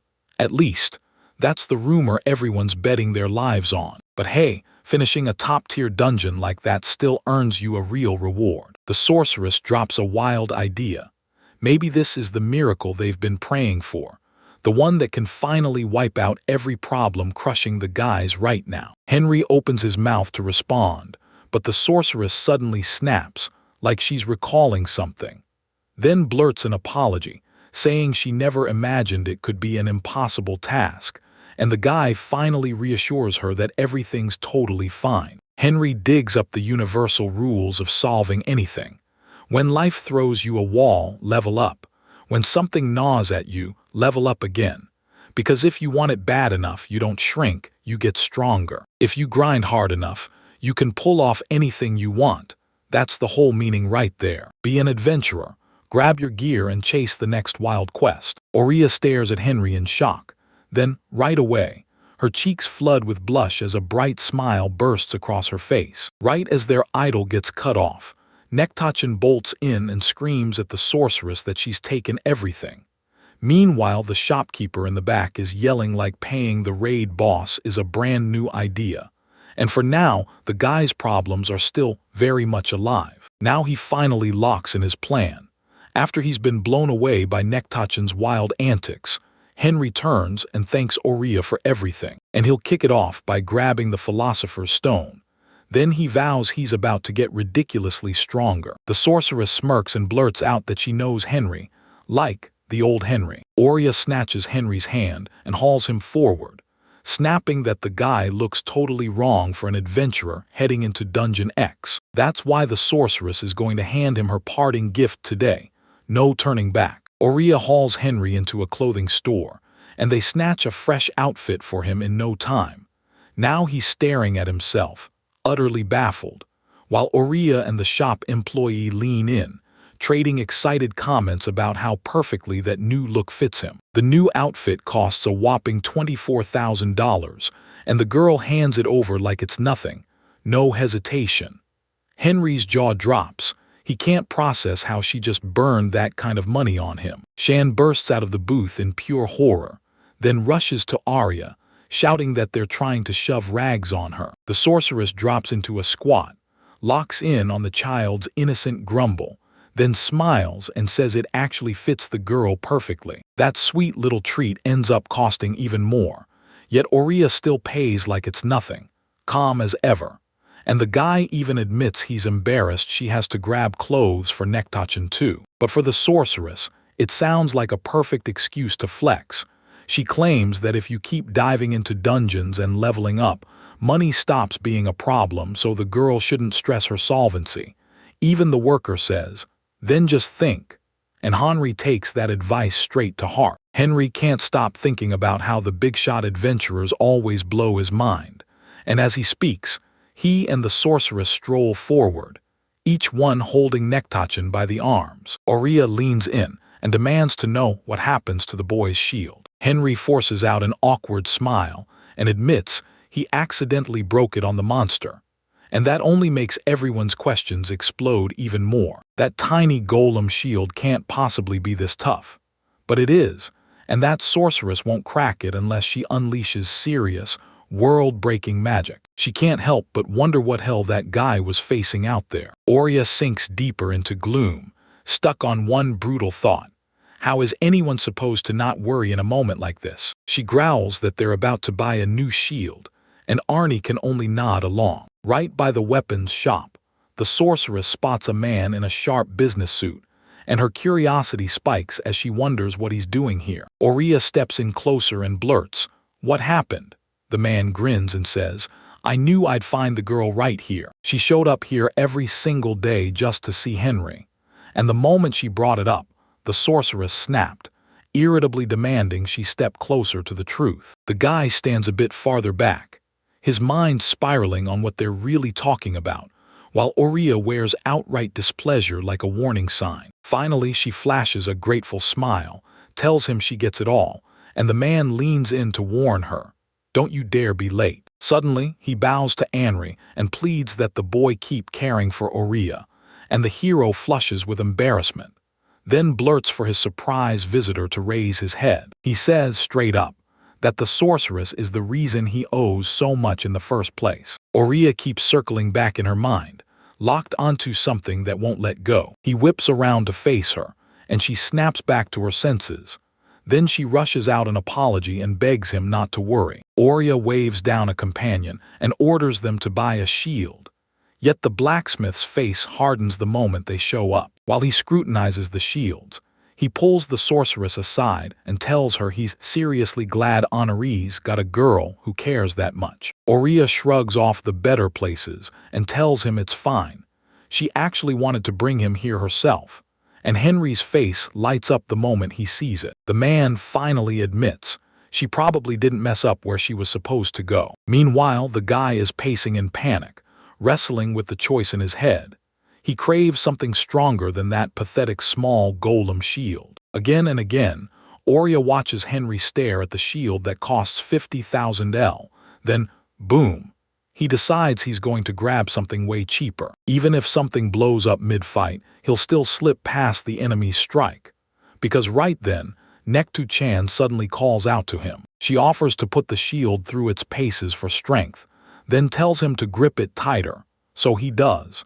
And he just stares in pure amazement as he asks again. Chan barely taps the shield with one finger, then snorts like it's nothing. Her blow smashes the shield to shards, and Henry scrambles back just in time. The unsuspecting crowd gasps at what they're witnessing, while the blacksmith can't stop staring, because somehow that girl shattered the shield like it was nothing. Henri blares at Nectachin, demanding to know what she's doing. Then Nectachin snaps back, asking if that guy was really planning to use garbage like that, while Rhea just sits there, watching the whole fight go down in stunned silence. The sorceress senses something is seriously off. She might not be overflowing with power, but she's still a high-level adventurer, and a kid should never be able to stand up to her like this. So who is this girl exactly? So what's the deal with Henry here? Rhea says he'll make up for the losses and that this mess can end quietly. But for some reason, the blacksmith is bawling his eyes out. And now I'm dying to know what on earth he dragged himself into. He sobs and wails, stunned by what's just happened, because he forged that shield with his own hands. So how in the world could a kid shatter it? The man insists he won't pay a single coin and doesn't want any money at all. Arya tries to cut in, but the blacksmith snaps back that he shattered this shield himself. So letting it go is the lesson he's forcing him to learn. The man tells Nektachen to go all out, smash anything that can't take a hit, and the girl doesn't even pause. She turns every shield into scrap in one brutal sweep. Arya and Anri watch it happen and swear that next time, they'll come prepared with proper equipment to make amends. But there's one shield that keeps yanking his attention like a magnet. She storms out and yells for him, right there in the chaos. At last, she stumbled on the perfect pick. A tiny crystal turtle shield with a mind-blowing 160,000 durability. Anri wants to apologize to Arya, but the moment he remembers that solid advice, he slams on the brakes and holds back. Instead, he bursts out with raw, unshakable promise. He'll never forget everything she did for him. That guy swears on his life he's heading straight to Dungeon X. No doubt, no delays. The sorceress cracks and admits she wanted to snatch weapons and armor for herself. But other things came first, so she bolts away fast. Arya waves say goodbye. Henry waves back. Arya whips around and tells the boy to team up, so they can get stronger together. Henry's cheeks flare red, and he blurts out an excited yes. As the girl walks off, the guy keeps watching her, like a promise lingering in his chest. Sure, they've said goodbye like this before, but the hero feels it. This time, it's like their hearts inch closer. That guy can't stop thinking. What kind of deal was the sorceress talking about? Arya lets out a huge sigh of relief, like the weight finally slips off her chest. She's over the moon she finally caught Henry. Then she pulls up the status right there on the go. As she picks her gear, the girl can't help but wonder why this feels so strangely good. There's someone ready to throw down right beside you. So tell me, why does that hit you so hard? So much courage, like it could punch a hole through fate. At the gate, two men collide. Eckhart, one of the big three, and Gord, another from the big three. Jorg fires back, asking if Eckhart had urgently called the big three in. But Eckhart shuts him down fast. No, he didn't do that, and he'd even thought it might have been Jorg until he realized Jorg didn't do it either. So yeah, there's only one option left standing. So yeah, it was Guillermo, and the two of them just couldn't keep that quiet. This setup was a total deal-breaker for both of them. Eckhart shot back a rhetorical question, while Jorg fumed because getting called out by someone so low-level made him sick. Jorg urges everyone to settle this fast in hope, saying the meeting's urgent but there's no guarantee that girl won't barge in. Then Arya, watching it all, snaps, "Is this about me?" She tells him the Schmeich family will show up, because Garabos is in her hands. Then Jorg snaps back that he's already warned the girl about it more times than he can count. Garabaz is a city powered by adventurers, and it's the big three right there that's going to decide its fate. Garabaz adventurers don't run wild. They answer to one of three clans: the Scarlet Brigade, the Denaro Guild, or the Nameless Clan. Each clan's peak fighter is its leader, so if you're dealing with him, you're talking about one of the big three. Jorg declares that the big three's get-together isn't some noble power play. It's a meeting for adventurers, run by adventurers, for the good of adventurers themselves. And he outright insists nobles don't need to butt into the city's affairs. The sorceress leans in and demands what became of Garabas when the big three took hold of him. Corruption running wild, slave markets, protection rackets, and even robberies farmed out to low-level adventurers. Arya shoots a question at them. So that's your motto, weeding out the weak? And Jorg just freezes, completely stumped. Eckhart senses the trouble brewing, everything spiraling fast. He realizes the Scarlet Brigade doesn't want anything fancy from adventurers, just raw strength to clear their dungeons, and that's the deal. So why didn't anyone clock Arya? until her bold adventures earned her the nickname Witch of Gaparosa. Jair bursts into laughter, then points out that his partner totally caught him. He says he wouldn't expect anything less from the Guild of Dinero. The only thing it ever does is shield the nobles and the wealthy. Then Jorg insists Eckhart knows exactly how to charm the land's owner, and the man just refuses to answer. George declares he'll only bow to people stronger than him, and he couldn't care less what weaklings keep yapping. The sorceress smirks and says, "Good, if that's true, then we'll do exactly what the man wants." The girl snaps that she'll make Jorg regret every word, and Jorg smirks back that he'll wait. No patience, just anticipation.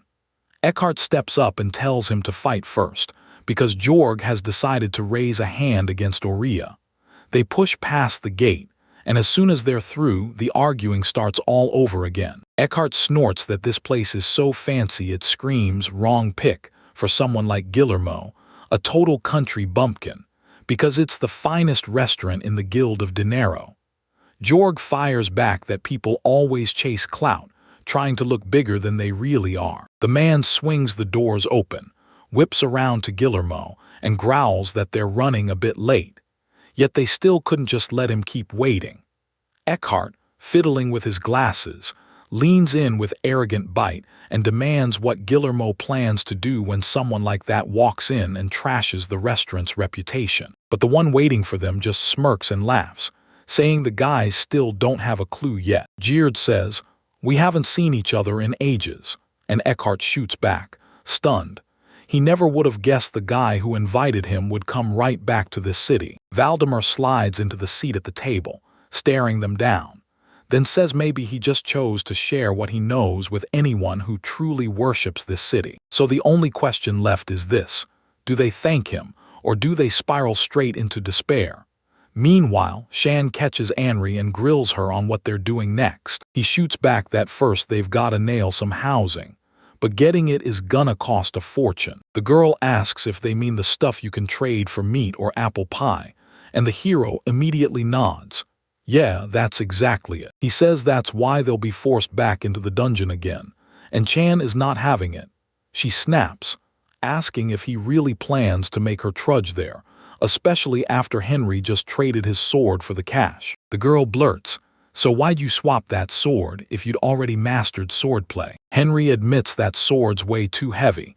He can barely lift it, let alone swing it right. But even so, the traveler's blade kept proving itself useful to him every single day. To him, this sword isn't just a blade.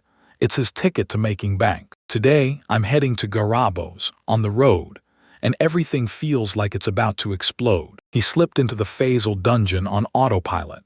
Then it hit him too late that his shield was already shattered. Nothing was left for Henry.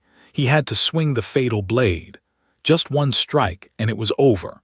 The moment that guy stepped into the reward zone after wiping the boss, he'd be locked out of the first run reward forever. Shan snatched the most important thing for himself and then smirked, taunting Anri like, "Can't even shake this stick." Poor guy, he stays silent, staring at the girl like, maybe this is all it is, just a stick. For him, beating the boss in Faisal's dungeon demanded pure, exhausting effort. But now that stage is done.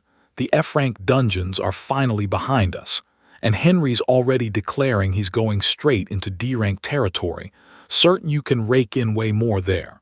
While Chan grumbles under his breath as he marches along, he finally clocks it. Those guys feel wrong to him, because they drag his mind straight back to the other side. He shoots the girl an apology and begs her to hang in there just a little longer, and Henry promises that once they finally have a home, he'll spoil her with all the meat she wants. Then, as if a switch flips, Chan's eyes instantly light up. She starts mumbling about what she wants. The guy pushes for an answer again, and Chan's face erupts in blush as she finally blurts that she wants apple pie. Right before Henry can even say yes, he stumbles, then slips out of control. It's neck to Chan. She's already yanking the guy along, riding the hype of what's coming next, and when he finally realizes, she snaps that she should have said it sooner, then drags him straight to the dungeon. A desperate cry for help slices through the night, echoing over the rooftops. As Henry barrels down the street, he spots a kid begging for help. He yanks strangers by their clothes, but they shrug him off like it's nothing, tears streaming down his face. The boy blurts that his brother slipped into the dungeon and vanished for good, and that he's still stuck at level 1. But the guy he's asking won't budge. Then the man swings his arm back to strike, but Henry lunges in and scoops the boy into his arms, then fires off. "You okay? Are you hurt?" And when the boy says he's fine, he vows, "I'll save my brother." The big three pivot their blades toward Waldemar. Gorg shoots off a question about why he's even at a big three meeting, and Eckhart demands to know why Guillermo didn't show up. Valdemar tells you, "For now, pretend I'm the one standing here instead of Guillermo." Gaillard calmly admits, "If that's what you want, then I'll go along with it." Eckhart leans in and whispers to Aurea, who's sitting right there in front of them. The sorceress gasps as she looks Valdemar in the eye and declares, surprisingly and clearly, that he used to lead the Nameless clan. She asks if the man was one of the big three before Guillermo.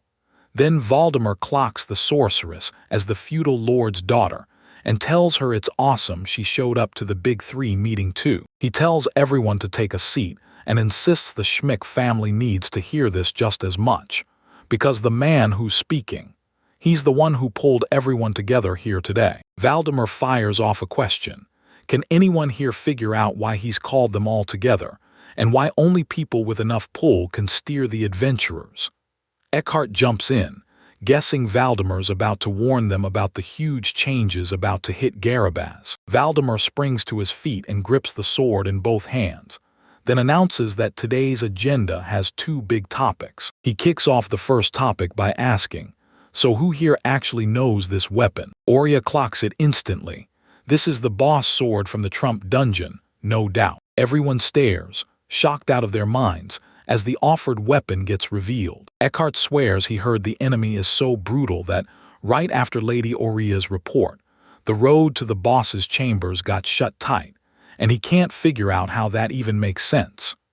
Geog just grunts that there are fools who love to tempt fate, but he's never heard of anyone beating him solo. Waldemar snaps at the men. Does anyone really believe Schmick's daughter would storm the boss alone? And how can they sit there and still brag they're the big three after all this? Eckhart presses Waldemar, demanding to know, does he really mean to claim he wiped out the boss? He grins and says that's the truth, because yeah, he's got the sword. He pushes to jump right back to the first topic. A box popped open, revealing the object inside. Valdemar claims that after he finally wiped out the boss, the reward for his first playthrough was a tablet of prophecy. Eckhart leans in and blurts, "So, what does it say?" Valdemar smirks and says the future belongs to Garabaz. The tablet warns that when the night sky flares with a bright star, a raid boss will crash down on the city and unleash death and destruction without mercy. Hearing that a raid boss was coming, everyone there snapped to attention like they'd just witnessed something unreal. He tells you, start counting today, and you'll see it happen in about 2 months. That raid boss can wipe out a whole country like it's nothing. So if he isn't stopped, Garabuz is done for, period. Aurea, shaking with terror, keeps repeating the very last word of his rant like it's a curse. Valdemar smirks and says everyone there is probably thinking, can we beat him if we team up every adventurer across Garabuz? The big three members locked onto each other with tense, lightning-quick stares. Eckhart points out that if they're going to weld every adventurer into one crew, they'll need Guillermo, the leader of the Nameless clan. He shoots off a question and demands to know where he is right now. Waldemar snaps back that Guillermo is dead. The adventurers stare at him, completely blown away. Eckhart leans in and demands, was it Valdemar who pulled this off? The man shoots back calmly, that wasn't me. Gerd snaps that the Nameless clan's leader must have died in some dungeon by now. Sure, they'd be rotting, but they're still one of the big three, and he leans in asking, what kind of monster could have killed Guillermo? Eckhart corners Valdemar and asks, if the guy died in the dungeon, how do you hear it before anyone else? Valdemar calls the room to quiet down, then spits the truth. No amount of arguing will bring Guillermo back. He reminds us the raid boss is about to crash in, and pushes us to swap out the nonsense for something actually constructive. With no one stopping him, Valdemar immediately pushes to drop the detour and get back to the real topic. After he wiped out the boss, The clues he got next hit him like a punch. In about 2 months, a raid boss is going to slam into this city. And if Garabas wants to live, every adventurer has to band together, because this takes all of us. One of the big three that calls the shots for these adventurers, Guillermo, the leader of the Faceless clan, has vanished, and now the whole team can't even line up, struggling to coordinate their next move. So that brings us to the second topic of today. Waldemar straight up asks what they should do about the empty space Guillermo's death left behind. Jorg leans in and asks, "Can we really count on Waldemar to help us?" The man snaps back no, then asks if his counterpart is seriously begging for help from the very person who already fled the city. Waldemar snaps that they'll have to choose without him, and Eckhart fires back, "No, ask me." Sonata isn't just another face in the nameless clan.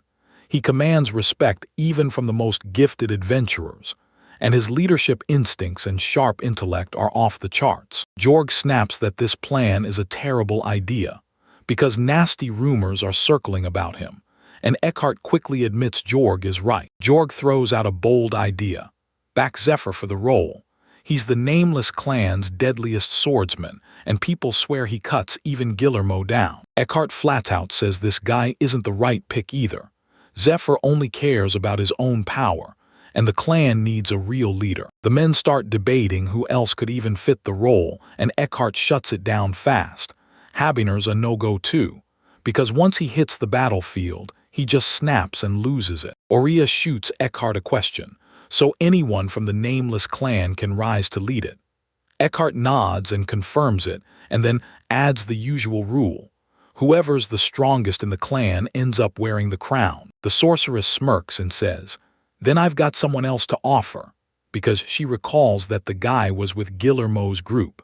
So that means he's gotta be part of the nameless clan too. She pitches the idea of casting Henry Crit for the role, and Eckhart snaps back, asking whether this first-level prisoner is really who they should handle, and whether the girl's in her right mind, because Jorg shuts it down fast. Now is absolutely not the time for jokes. Waldemar's eyes widen in shock.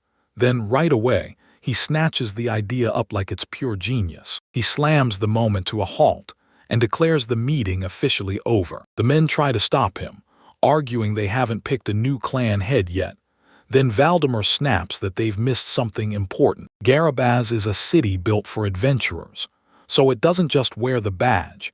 It lives up to the legend and makes sure your next move matches the wild spirit of the journey. We've got to throw a tournament to crown the strongest in the nameless clan. Anyone chasing a spot in the big three shows up, and the ones who really mean it will claw their way through the fights until there's nothing left but the title. And whoever's still alive when the dust settles will seize the crown and become the nameless clan's one true, undisputed leader. And just like that, a brand new member joins the big three. Meanwhile, Henry struts straight into the dungeon, and the kid trailing behind him begs for one thing: please save his brother. Nekto-chan is dealing with something seriously strange, and it's about to get wild. The girl crumples to her knees, like the world just knocked the strength out of her. Henry spins around and demands to know what happened to her. Then Sean just shuts down and goes silent. It's like she's staring straight into a bottomless abyss that won't ever end, sinking straight into its dark, merciless core. The girl snaps into motion, bolts around the corner, and tucks herself behind the boxes like her life depends on it. He remembers it all, every moment, beat for beat, just like last time, and he slowly raises his voice, calling out to Nekto-chan. The girl curls into a trembling ball, knees tucked to her chin, but she still won't answer. Henry spots the shaking and the beads of sweat on her skin. He reaches out to tap her forehead, but Shauna snaps, "Don't." He shoots back, "Don't be stubborn." He still presses 2 fingers to his forehead and feels the chill, like winters crawling across his skin. Henry's heart hammers as he spirals into panic, scrambling to figure out what to do next. Whatever it takes, he has to act right now. Meanwhile, inside the gun shop, the blacksmith snaps at his assistant to cover for him. Then, when the assistant asks why, the man just grins and says he's bursting with the urge to create, and he's heading straight for the workshop. With a brisk stride, the blacksmith mutters that he hasn't been this fired up about his work in 10 years. because that girl shattered his shields. He clenched his fist and swore that with these very hands, he'd forge the strongest weapon in the world, shield, or whatever it takes, right from the start of his journey, and the thought lit a fire in his blood. As he steps out of the shop, the blacksmith's mind races. If he can forge armor that actually lasts, Henry might finally have a use for him. And still, this girl is something else entirely. Of course, this guy already learned the hard way. Here in this city, you don't judge strength by how someone looks, and even he'll admit it.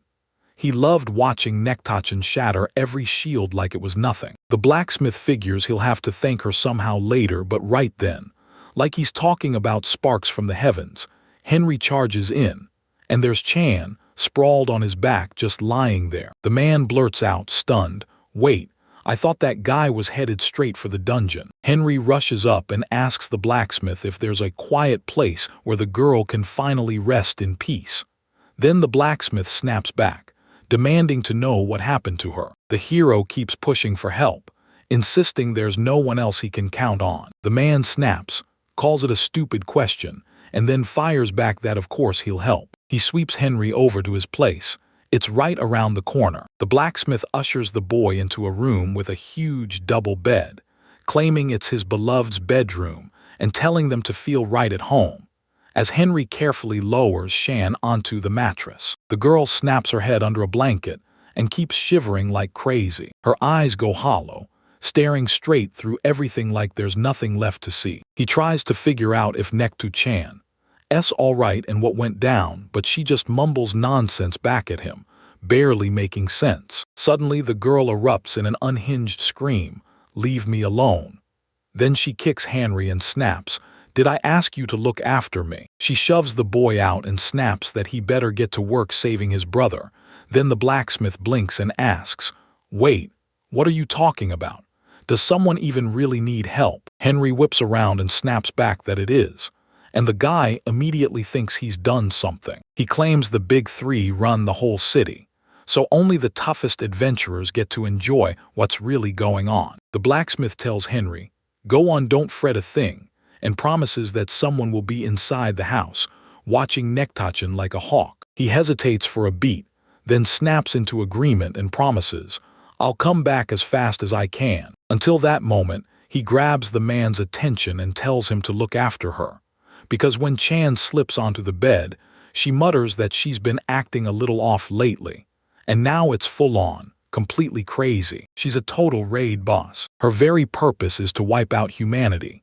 So when the thought hits, someone Chan's grin snaps on like a curse, and she starts giggling maniacally. A sudden knock slams through the door. She whips around, irritation blazing, and snaps that she's had enough. She just wants to be alone. Then the door swings open, and it's not Henry and not the blacksmith either. This is some other girl, tiny as a doll. Henry can't stop wondering whatever happened to Chan. She doesn't look like a raid boss at all. She looks like just a normal kid, grinning like crazy as she went from one new food to the next. He just can't shake the gut feeling that something's about to go horribly wrong. Henry sprinted ahead, panicking that the rescue had to be done right now. Then he could go back, and just like that, he spotted the entrance to the dungeon he needed. Beniro Dungeon. This place is so brutal its difficulty gets an E++. That boy swore his brother was around here somewhere, and he insisted the dungeon was only safe to enter at level 32. This dungeon was carved right into the giant tree's sprawling roots, and if you're an F-rank adventurer, good luck clearing it, because those hallways dive deep, twist forever, and never let you breathe. Henry can't help but stare. What's a level 1 adventurer doing here alone? Finding him won't be easy, so how is this guy even supposed to track him down? A little farther down the passage, he spots a magical stone, and that crystal starts glowing with a gentle, otherworldly light. Once the monster's gone, its body vanishes into thin air. Then it drops a single bead of something in your hands, and for adventurers, that one drop is absolute gold. Henry kneels and studies the magic stone like it's breathing, because people usually crawl into the dungeons for one. Yet this one just sits there on the surface. The boy can't decide whether to grab the trophy, and then, bam, he spots something else. Turns out there aren't just a few magical stones. There are tons of them, lined up in a thin chain that spells out the exact route the last adventurer took through those paths. He keeps pushing deeper, using the crystals like breadcrumbs, scattered everywhere, untouched like money thrown across the floor. Impossible to believe, but it's real. And every one of them points straight into the crushing depths. Rich, high-rank adventurers, so loaded they didn't even need the cash, came strolling through this place. Or maybe the people who came through here had bigger problems to chase. Henry keeps moving, trailing the crystal chain like a lifeline, desperate to find out where it's going to lead him next. He's praying that the boy's brother will pull through and be okay. "I swear," he said. His thick black hair falls over his face, an earring glinting from his left ear, as he wields his gear, axe, and shield. Because right now the sought-after adventurer is fighting for his life against a monster that looks like a giant rooster with a snake's tail. He barely slides out of the next attack, and then he crumples to the floor.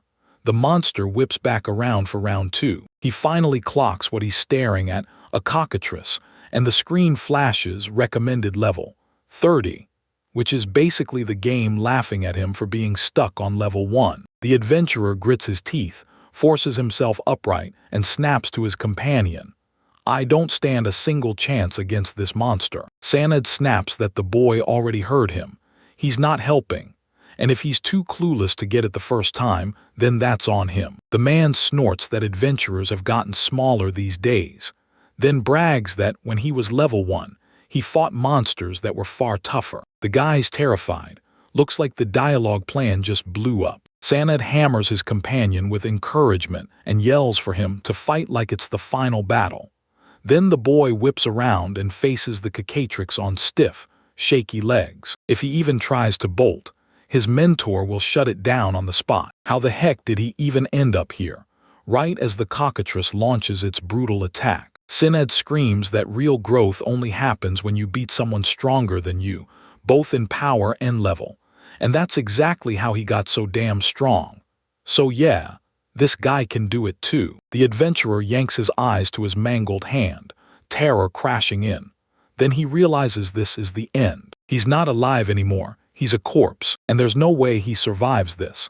Cockatrices shatter his shield into a rain of tiny, deadly fragments. With a wound tearing through him, the adventurer crumples to the ground. Sanad slams his demand down.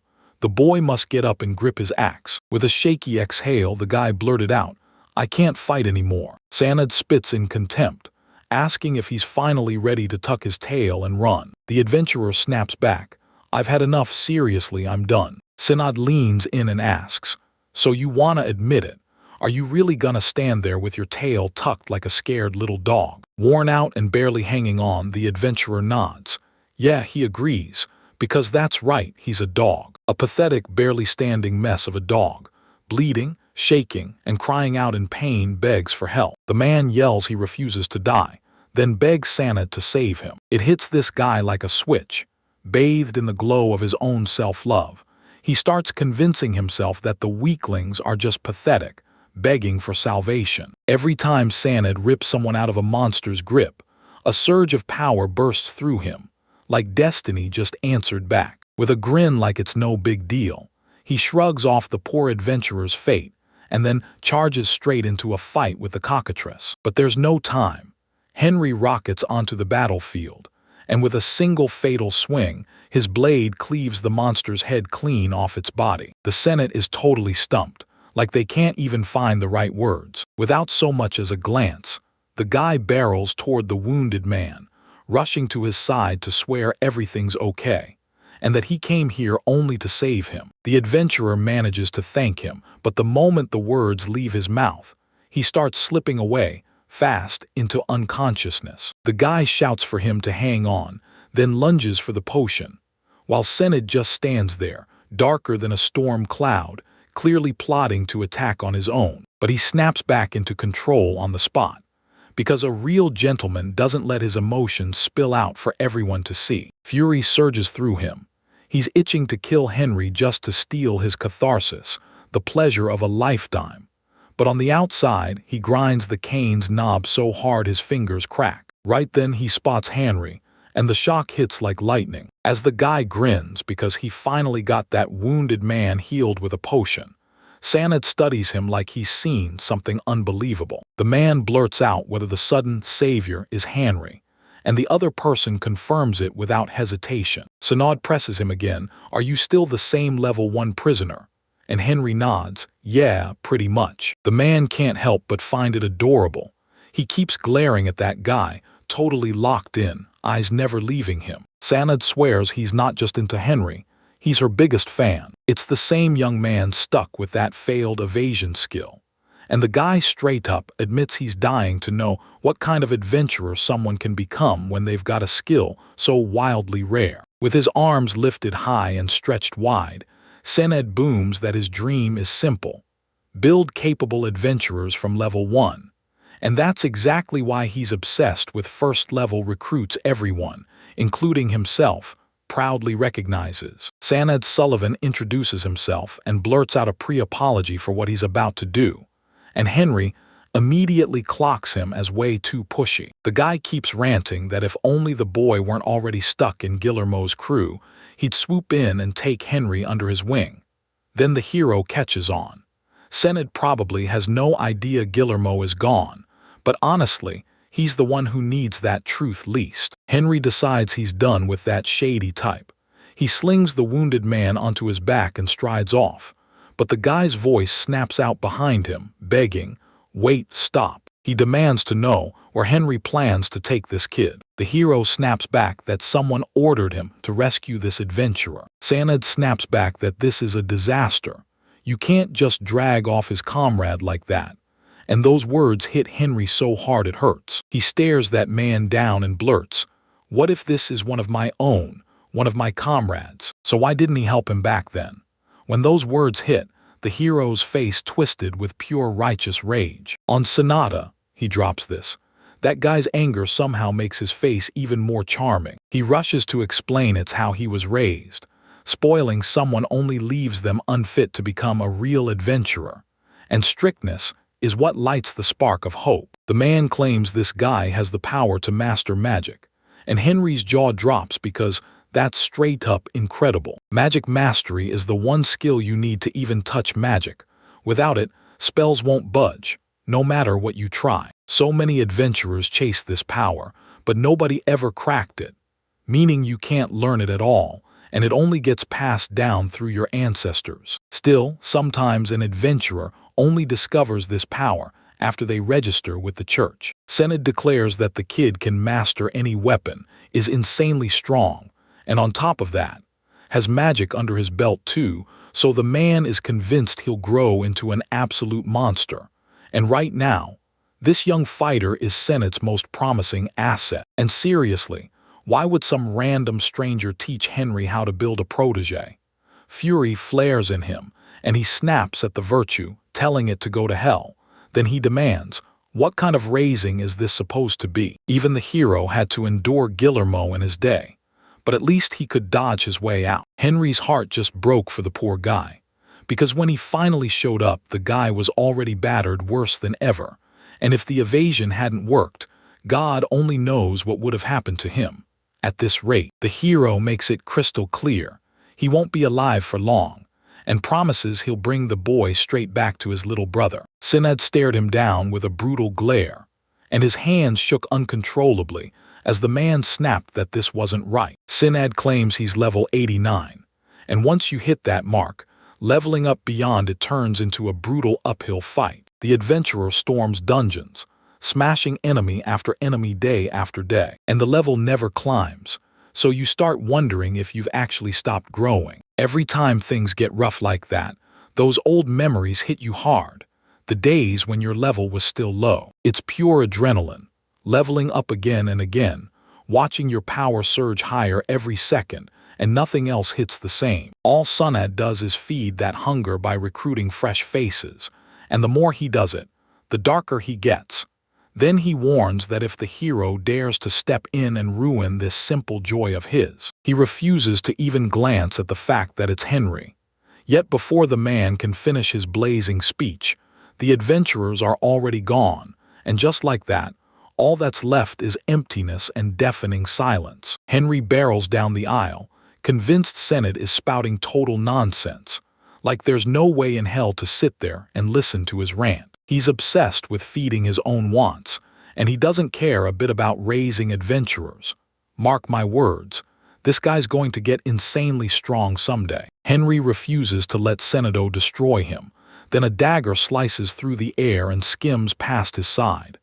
No way did that guy really toss the weapon at him. And just like that, confirming your suspicion, Sonnet himself pops into existence right out of thin air nearby. Soaring through the air, he slams into the dagger, snatches it by the handle and yanks it free. Henry stared at him in shock and Sonnet just smirked and shot. What's wrong? The hero suddenly realizes he's somehow ended up at the dagger. Wait, how did he get there? Was that real teleportation? Sonnet hurled the dagger, and it pinned itself into the tree's roots like a warning shot. The man stared, noticing Henry looked weirdly confident with his small, modest stash of dexterity. He admits he probably figured he could outrun the danger on pure speed alone. Sonnet smirks and demands the hero remembers he's a top-tier adventurer. Then that chilling words slam into the boy and scare him stiff. The man pulls out yet another dagger and growls that the lightning-fast rat deserves to be punished. Henry sprints like his life depends on it, praying that something, anything, will finally happen because they're already buried deep in the dungeon's darkest depths. She has to be out there, somewhere right now. He sprints like his life depends on it, because it does. Sonnet shrieks that running is pointless, then hurls the dagger to the ground. The hero goes all out, launching evasive moves to dodge what's coming. But still nothing. Evasion doesn't buy him a second, and the guy can't help but stare, trying to piece together what just went down. Then it clicks. This all happened because evade only kicks in when the user is under direct attack. But the attacker's sights weren't set on Henri at all. Xanad yanked the dagger back and drove it straight into the dirt. Suddenly, something impossible hits. Henry just stops dead in his tracks, frozen exactly where he was running, like his own body has vanished from his control. Henry's body went utterly still. His muscles died mid-motion, and his hand hung outstretched, frozen in place. Synod slams through the distance and catches the fugitives before they can slip away. But it's already over. Those massive doors are slamming shut right in front of us. He finally clocks it. Somehow the hero slipped out of his grip and vanished straight into the boss's room. Senate watches the doors slam shut, and he's left standing alone outside. To stop the groups from colliding, they slam the boss chamber entrance shut until the first wave finishes their fight. He watches Henry closely, convinced she's about to use the magic circle inside the reward room. And honestly, that idea makes his brain light up. Sanad can't shake the feeling that there's no way this guy crushes the boss, while juggling a first-level adventurer on his shoulders. The boss lurking in this room is Basilisk, and going in solo to beat it is straight-up madness. This thing only falls when a whole squad moves in together, each person locked into their role. The man slips the daggers back into place, and insists the whole conversation would have gone totally different if only someone like him had been standing beside Henry. Sanad can't shake it. After the hero killed the enemy, he still didn't level up. So does that mean he's not level 1 anymore? Or what? Right as his mind races, a brutal thought slams through him. None of this matters anymore, because Henry has to be dead by now. From his side, clinging to something this unlikely is pure foolishness. So he brushes off the past and yanks out a magic suitcase. Humming a tune, the man drags out the search, slowly digging through it all. He shoves his arm deep, up to his elbow, and barks for someone to step out. No more hiding, no more running. Sanad finally yanks whoever's trapped inside the suitcase out into the harsh light, and it's a disheveled adventurer. She thrashes and screams, begging him to stop, insisting she doesn't want to fight anymore. While she trembles, the man yanks another prisoner from the suitcase. And this one doesn't smile either, because he can't stand seeing their mentor. Sanad yanks low-level adventurers out one by one, like they're trophies in his own sick collection. Each of them wears a different storm on their face: rage, humiliation, tears. But the truth stays the same. None of them ever wanted to be here. He stares at his charges, weighing every last detail like it could tip the whole world. The adventurers stagger back, but Sanad plays it cool, like nothing just happened, and steps in to choose who his next student will be. He leans in and demands, "So what happened to Tito, my old student?" He demands an answer, yet the man just stares him down and shuts his mouth, like silence is the only truth he's willing to give. At last, he blurts out that Tito's training is finished, so strong now he's practically unrecognizable, and the faces of his students glow with pure hope as that truth hits. Everyone's telling him, "Try it too," and nods grinning like, maybe if he jumps on this train, he can crush his studies too.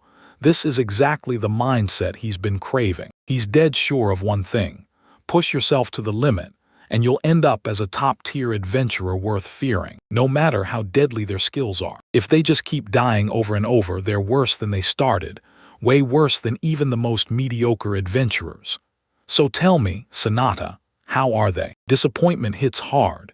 Henry stands before the basilisk, still hauling the guy on his back, while the beast rages, snarling and growling like it wants blood. The hero shoots out an apology and promises, "We'll blaze through this fast." Lost in oblivion, Tito suddenly hears someone shouting his name. The boy snaps his eyes open, and there are his father and brother right in front of him.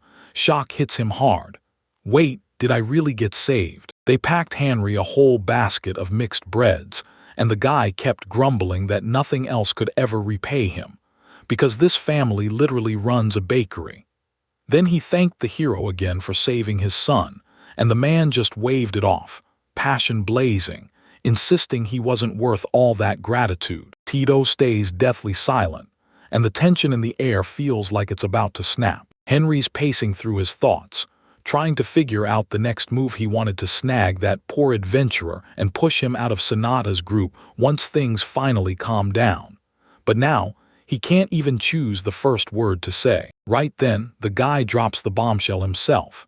He's ready to quit adventuring for good. Henry scrambles for words and asks if he's really serious, because Tito's magic skill is so strange and so ridiculously mastered. The boy shoots back that he became an adventurer just to spite his father, because their fight over Tito's future blew everything apart. He figured he could rake in easy cash just by chasing adventure, but he swears he'll never live through something like that again. Tito's got the point nailed. If you're going to be an adventurer, you've got to dig in and never quit. And he's still stunned that Henry can stand there and fight those monsters so calmly, because the hero says nothing at all. The boy whirls to face his father and promises he'll keep going with the work. Then tears slam into the man's eyes. He whips around to Henry and snatches his hands, and the man blurts out that he'll never, ever repay this debt. So the hero rushes in, trying to soothe him, insisting he did nothing wrong. The proud father blurts out, "Yeah, I did it, and the guy just isn't like the rest." He tells them straight up, "I've been watching this city for ages. Y'all don't help adventurers. You just clown their struggles and toss them in as little appetizers with your drinks." So if Henry had been one of the big three, this whole city would have been thriving. And the moment he realizes it, he's left utterly stunned, scrambling for words, not even knowing what to say back. The hero bids the baker's family farewell, and at the end, Henry gets the sweetest promise of all. If he ever needs bread again, this shop will treat him like a VIP. Tito breaks into an awkward grin and admits, yeah, he's just as terrified of his father as he is of monsters, but he's determined to learn how to bake killer bread. He throws another grateful thank you to Henry, then turns and heads out. The hero realizes the only way to save Alarith is to grow stronger, right now, as fast as he possibly can. But then the honoree hits the real question. Can he really look away while people are suffering? He snaps to the realization that no, he can't do it, because if power demands humanity as the price, then what's the point? And Alarith would probably rip into that idea. This guy wants to be her brother, someone she can proudly bring back with her when she returns. Henry can't stop thinking about Sonata. He wonders if that man truly grasps the weight of the crimes Henry's already done, and whether Henry even has someone he'd dare to stand in front of, to proudly show who he is now. The hero clenches his fists, because if Sana doesn't have someone like that, Then this guy is genuinely heartbroken for him. Out of nowhere, someone barrels in from behind, and Oria's hands clamp over Henry's eyes. Then the Joker smirks and dares him to guess who it is, and Henry blurts out, "Oria." The sorceress trembles and asks how he guessed it, and Henry just shrugs, because it's painfully obvious. She buys it. Orius grins so hard he even blushes, and the hero's left thinking she's acting totally weird. The sorceress tells him straight, if the boy truly wants the Philosopher's Stone, it's because he's trying to save someone, and that's why he's chasing strength to reach Dungeon X. Henry nods, confirming she's nailed it. The girl's eyes glass over like she's seconds from crying, and she blurts out that even though it's dangerous, she can't stop herself. She just has to ask. If Oria told him the Garabaz rumors are pointing to a way, what would the hero do? That power was enough to crown him as the strongest. Henry and Oria take a seat on the bench, side by side, like something big is about to go down. The boy scrambles to understand what just hit the sorceress, and Oria turns to him and asks if she can take his hand. Otherwise, she won't even be able to talk like a normal person. That's how it looks to the girl.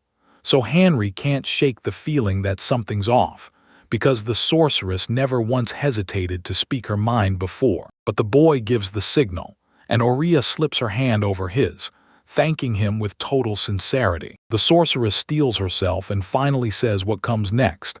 Half of it is for Henry's sake, and the other half, straight up selfishness, the kind she can't even pretend isn't personal. And honestly, it might be the most selfish thing any girl has ever blurted out. The hero leans in and agrees to hear it out. Oria kicks off her story and says, "Today, I was sitting in on a meeting with the big three. The guy asks if anyone's been talking about a tournament to crown the strongest in the nameless clan, and the sorceress snaps back, 'Yeah, and that raid boss is breathing down my neck.' So they've got to figure out who gets a spot in the big three to rally the whole adventuring crew." The girl reaches to add one more word, but her voice shakes, and then her sentence just cuts out. She steels her nerves and asks the hero himself, "Want to give it a try?" Henry, stunned, blurts out, "Wait, what are you really saying?" Oria just smirks and confirms she's talking about landing a spot in the big three. Oria breaks it down. A raid boss is a monster so brutal it can only be beaten when tons of groups sync up perfectly. And if you win, you cash in massive experience and land a rare SSR rank item. Then it's all split out among everyone. So that's why Henry has to step up and lead the adventurers into battle, because he's one of the big three. If that guy really plans to charge into Dungeon X, he'll need the right level, and scoring a rare item won't be pointless at all. The hero presses for answers about the rare item again, and Oria finally tells him the truth. Its rarity shifts based on how much you contribute, which is why the sorceress insists that this guy join the big three to boost his impact. After speaking, Oria lets out a slow breath, then declares that this is the choice Henry has to make if he wants to get stronger at least.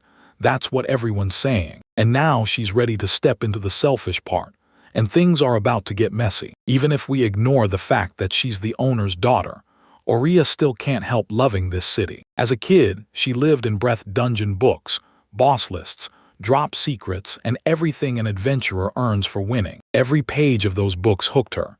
She could actually learn monster weak spots, or even how to slip into the dungeon. Or maybe it was talk of secret treasures, or how to snag the materials to forge deadly weapons.